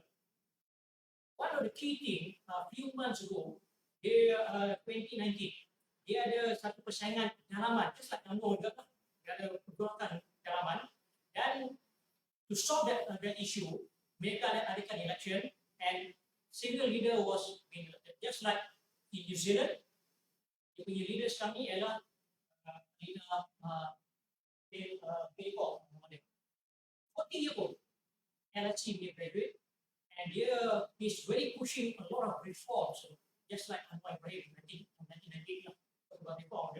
Sama sekali ada reform yang bawa, tapi reform lah. So one of the thing yang dia nak bawa ialah dia kata we want to limit the chancellor punya tenureship. So this is singly yang really attract a lot of attention, especially among new voters. This is something yang saya nak sebut di sini, bahawa parti yang from nowhere can become a front runner with just a new agenda and catching up the unit. This is where saya nampak tadi perbincangan tadi, bila dia dah dapat leader baru ni, for the first time also in German history, 49 since in 49 years sejak World War II, dia ada nomination for chancellor from this Green Party. Tak pernah lagi this is going to be, at least at the moment is a front runner. So inilah yang saya nampak tadi from perbincangan, bahawa penjajaran UMNO baru ni, it can make a lot of huge impact. However, internally, macam what Datuk Seri Wan mentioned tadi, we have to be clear cut who is going to be our leader. This is no choice. Most of the Malaysia ni, kita tak nak parti kita ni dah 60 tahun kita retrogressive. Yang kita retrogressive ni, kita bagus. Mula daripada Pakatan Perikatan dulu, dan kita ada BN, 14 parti dalam tu, memang advance lah. But lepas PRU 14, hancur semua. BN pun ada 3 parti yang tinggal lagi dah. Daripada 14 or so. So this is where saya setuju sangat dengan Tan Sri, penjajaran baru. Tetapi there must be strong message. Apa dia penjajaran tu? Kang tak tahu Yes. Kalau kita ni memang kita ada bincang-bincang lah. Tapi yang kita dengar, the new word yang dipopularkan oleh Datuk Zaid Hamidi, penjajaran baru. Kita pun ada dengar lah, bincang-bincang. Kita faham sikit. Tapi you don't win election through the elite punya kefahaman. Yeah. It has to be the masses. It has to be the grassroots. Simple idea. Yes. And understood. So persoalan saya ni tak sih ya. Oh, you have been wrong. I really love you so much, because when you resign itu, you bertanding parti kunci, you menang because of personality. This is negara maju punya level. They vote because of the credibility of the candidate. Pasal dia menyampah dengan Mahathir lah masa tu. Probably lah. Orang tak faham. For whatever reason, but you have been wrong there. Okay. But unfortunately, I'm very, very sad also. Di RU15, dua orang stalwart, you dengan Pak Siguda, very unfortunate. Lost a seat because of, again, sentiment. Not because of, I don't think the candidate is much better than you are, both of you. But again, pertanyaan saya sekarang adalah, can you clarify sikit lah penjajaran baru ni? Ya, penjajahan baru ni macam-macam kan. Ada pahaman macam-macam. Pada yang pahaman dia kata yang soal antara konservatif dengan sekular ni kan. Oh, maknanya akan ada puak konservatif akan bersama dengan sekular. Saya kata, pada saya susah nak benda tu nak berlaku.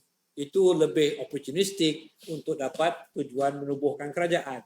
Dan mungkin pun lepas daripada pilihan raya, kan? Lepas daripada pilihan raya PRU 15, kalau katakan ada tie dan mungkin itu akan berlaku.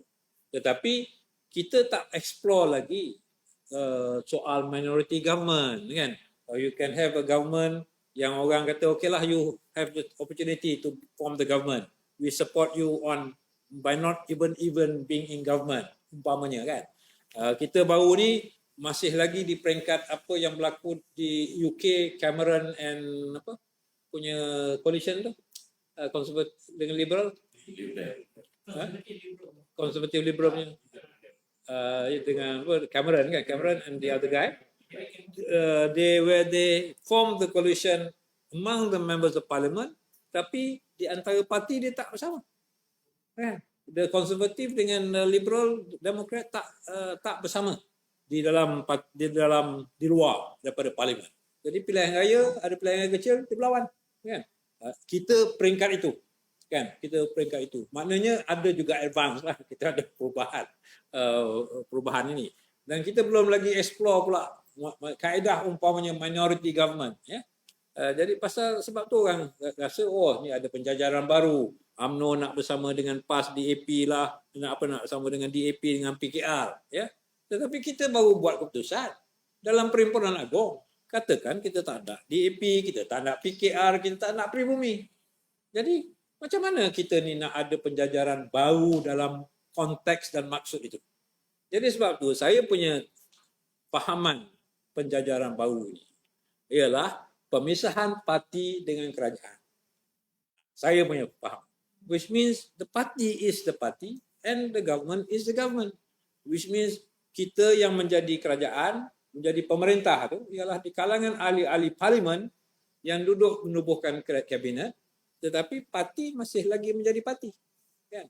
Dan lebih menjadi kepada sistem di Germany, di mana the political party memainkan peranan in political education. The government gives money kepada parti untuk buat political education, buat aktiviti dan sebagainya. Bahawa parti itu ialah satu institusi sistem demokrasi yang harus dijaga. Ya?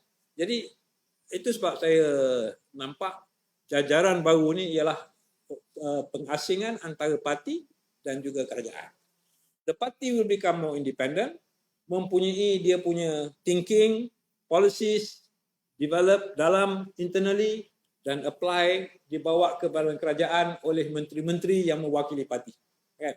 Dan akan ada cross information, sharing of information daripada kerajaan dengan parti. Parti dapat information daripada EPU, how you interpret ialah soal lain. Kan? Whatever policies, parti pun boleh developnya, bawakan kepada kerajaan. Adalah dia punya itu, tapi menjadi ada perbezaan antara parti dan kerajaan. Dan kerajaan, the government of the day is the politician. The civil administration will be independent. Ya. Jadi dia akan menjadi lebih pada saya lebih baik kerana menteri mungkin akan menjadi kurang korup. Tak perlu untuk mencari projek. Dia buat kerja aja.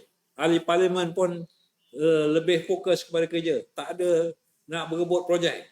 Jadi maknanya dia akan keadaan yang lebih baik bagi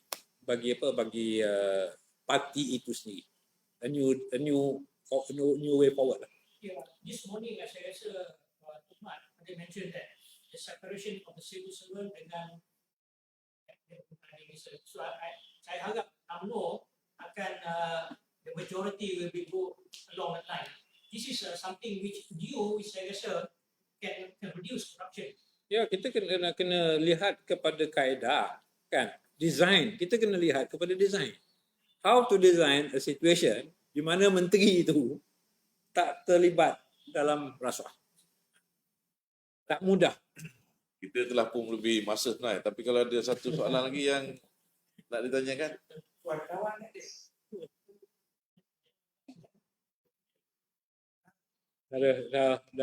Dah dekat kan. Doktor. terlanjur dapat kesempatan jumpa. tak boleh cakap dulu. Nanti tak ada.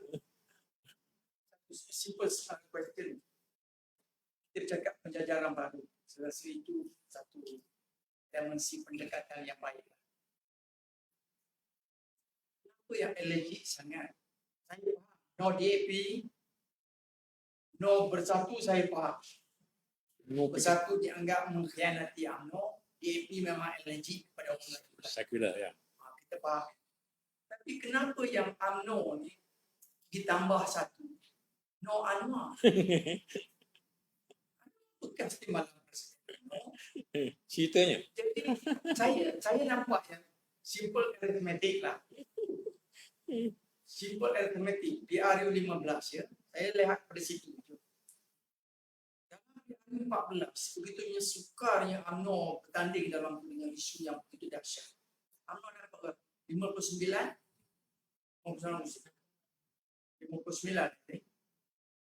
under that difficult situation macam tu juga dapat.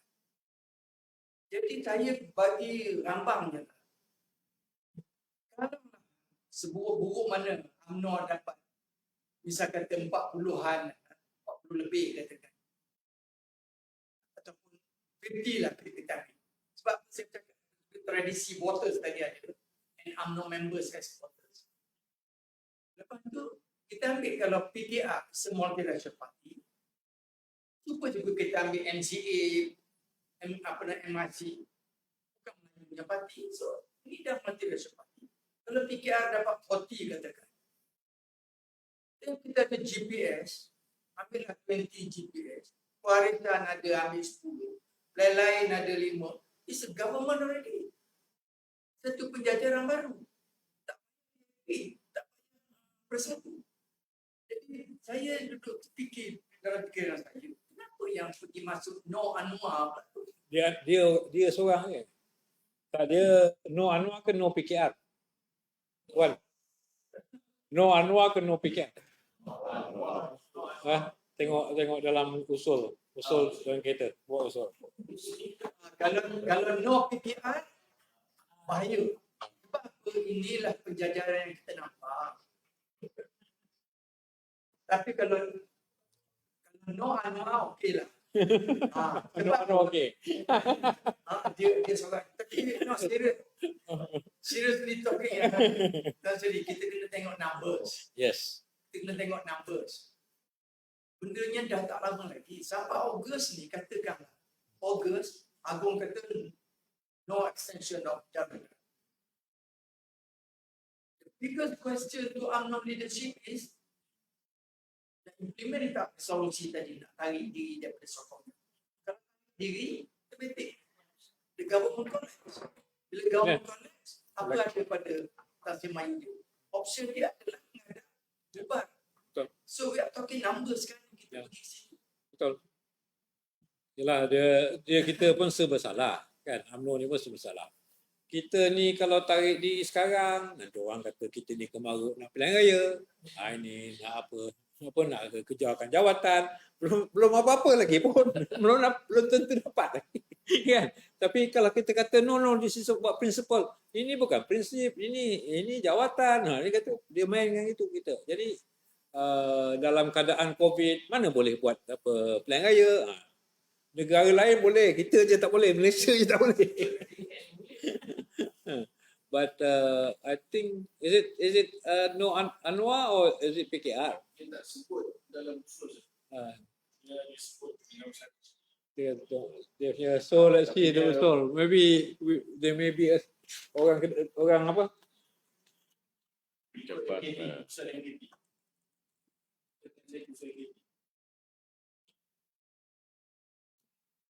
Dia PBBM je. Dia ada kerjasama dengan PBBM dalam PRU 15. Itu je. Bukan tiada kerjasama dengan PKR. Tak ada. Cuma no Anwar saja. No, Anwar tak ada, tak sebut. Dalam usul tak ada. Tak sebut. Ada menerima dan mempertahankan keputusan Majlis Kerja Tertinggi UMNO pada 19 Februari yang membuat ketetapan tiada kerjasama dengan PPBM dalam PRU 15 dan kebersamaan dalam Kerajaan Perikatan Nasional diteruskan sehingga pembubaran parlimen. Okey, Dari DAP mana sebut? betul datang si cakap tak perlulah leave the government sekarang. Ya. Tunggu sampai Ogos lah. Ya. Jadi saya kata, saya cakap dari segi realistik lah. Election macam dah terjalankan around the corner. The August. day will come a time he face the wall. But can we switch off? Dia not recorded lagi kan? Masih. Masih record? Switch off lah. Mereka kan sebut, kita dah bercakap. Boleh switch off? Itu lepas ni lah. Jadi saya pergi pada soalan terakhir. Ada soalan lagi? Thank you. Soalan Soalan terakhir. terakhir tadi. Ini sebagai refleksi dan juga penutup berdasarkan apa yang pengalaman atas ini. Pada peringkat permukaannya kita lihat di Malaysia ni politiknya mesti parti menentu atau coalition menentu jatuh bangun kerajaan bila parti bentuk coalition lain. Tapi satu layer lain kita lihat personality politik tu yang penting. Dalam renungan atau refleksi Tan Sri, antara dua ni mana yang dominan? Personality ataupun coalition? Penjelasan penjajaran baru Tan Sri sebut tadi tu lebih banyak kepada usaha MT saya kata untuk empower the party. Sebab itu berbeza dengan apa yang berlaku dalam realiti kita di mana macam sistem kita, Presiden akan keluarkan watikah. Secara tidak langsung, tak ada orang pun akan berani bakar cakap dia. Semua orang terpaksa follow. So sejauh mana akan ada perubahan kalau sekiranya personality itu begitu dominan? Pengalaman Tan Sri setakat ini bagaimana? Adakah antara dua? Ya, masa yang dulu pun ada masalah juga di mana pusat atau presiden menentukan orang ni A menjadi kandidat. Dan negeri kata no, kalau boleh jangan. Tapi pusat kata, presiden kata no, saya nak yang ni kan. Jadi the dominant personality itu memanglah menjadi fakta. Dan tetapi kalau itu dalam keadaan kita berkuasa, ya. Bila kita berkuasa jadi mungkin orang kata semua pihak the boss is right, listen to the boss kan. Tetapi bila kita tak pernah dah kita melalui keadaan yang terbaru ni di mana kita hilang kuasa dan tidak juga mempunyai kuasa yang penuh. Jadi siapa pun presiden ada pertimbangan-pertimbangan yang tak semudah macam mana kalau dia berkuasa, parti berkuasa sebagai kerajaan dalam tempoh-tempoh yang lepas kan. Jadi kalau kata Datuk Seri Zahid pun saya ingat dia kena ada pertimbangan dia bukan boleh kira menjadi macam Najib ke ataupun macam Mahathir masa BN tu berkuasa. Jadi sama juga yang lain-lain, pemain-pemain yang lain, aktor-aktor yang lain pun sama juga begitu. Dia pun sama juga nak kena ambil perkiraan bahawa keadaan ni tak sama macam dulu. Jadi bila ini yang bawakan kepada soal human behavior, ya, human behavior yang sebenarnya perang ke apa ke semua pasal manusia punya perangai kan. Jadi bukan kerana ini itu dan ini, tetapi manusia perangai manusia yang bawa kepada satu-satu kejadian yang historical. Jadi dalam keadaan ini memang adanya pemikiran yang sudah saya nampak yang pasal saya bawa cerita ni dah lama. Soal bagaimana diasingkan, dipisahkan antara parti dan kerajaan, bagaimana parti harus boleh menjadi sebuah parti yang moden, dan ini juga akan membantu negara bila politik itu ditingkatkan dia punya tahap itu lebih sophisticated, lebih moden, dan kita elakkan rasuah di mana parti umpamanya dibiayai oleh kerajaan, bukan sektor swasta ataupun penderma yang memberikan derma secara sulit. Semua derma kena buat secara terbuka dan tertulis umpamanya kan. Kaedah-kaedah itu harus berubah. Dan ini akan membawa negara kita ke hadapan. Dan ini akan stabilkan politik itu sendiri. Bahawa tak adalah orang tengok politik ni sebagai you lose wah, it's the end of you. Mampus lah kita kalau every time apa politik macam ni. Yang bawa zero sum game ni ialah PH, Pakatan Harapan. Menang je, pam. Ini macam mana ni kan? Jadi besok kalau PH kalah, BN pula nak pam lagi. Lagi another round of apa orang kata of vindictive action. Adakah itu yang kita nak? Ya, akhirnya kita kena selesaikan ini supaya politik itu taklah lihat kalau you tak jadi menteri mampus kan. Mesti ada menteri, mesti jadi menteri. You jadi ahli parlimen biasalah. Kan saya pun sebab tu saya dalam riwayat kedua saya sebagai ahli parlimen, saya menganjurkan jawatan saya itu dah cukup sebagai ahli parlimen. Saya pegang PAC, saya pegang apa MPOB ke, pengurusi MPOB, pengurusi Felda. Tetapi pada saya menjadi ahli parlimen tu dah cukup menjadi elitis. Kita ni one of the 222. Patutnya kita dah patut bangga.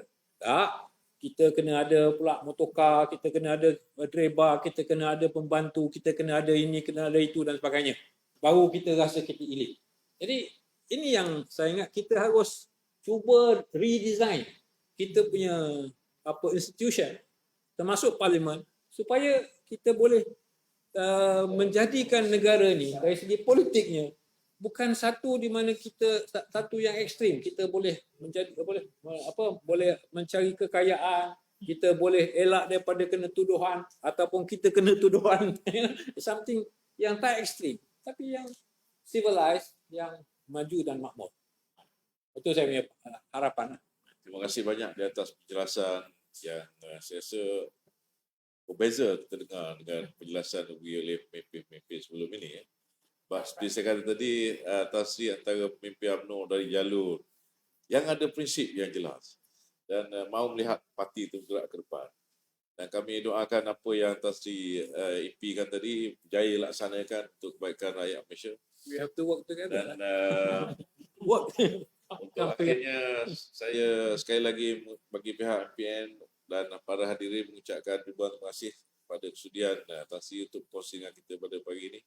Dan TV Minda Profesor ingin mengambil kesempatan untuk mengucapkan selamat hari raya pada semua umat Islam insyaAllah pada minggu depan, dan kita jumpa lagi dalam siri ini pada masa akan datang. InsyaAllah selepas raya nanti kita akan teruskan. Sekian, wabillahi taufiq wal hidayah. Assalamualaikum dan salam sejahtera.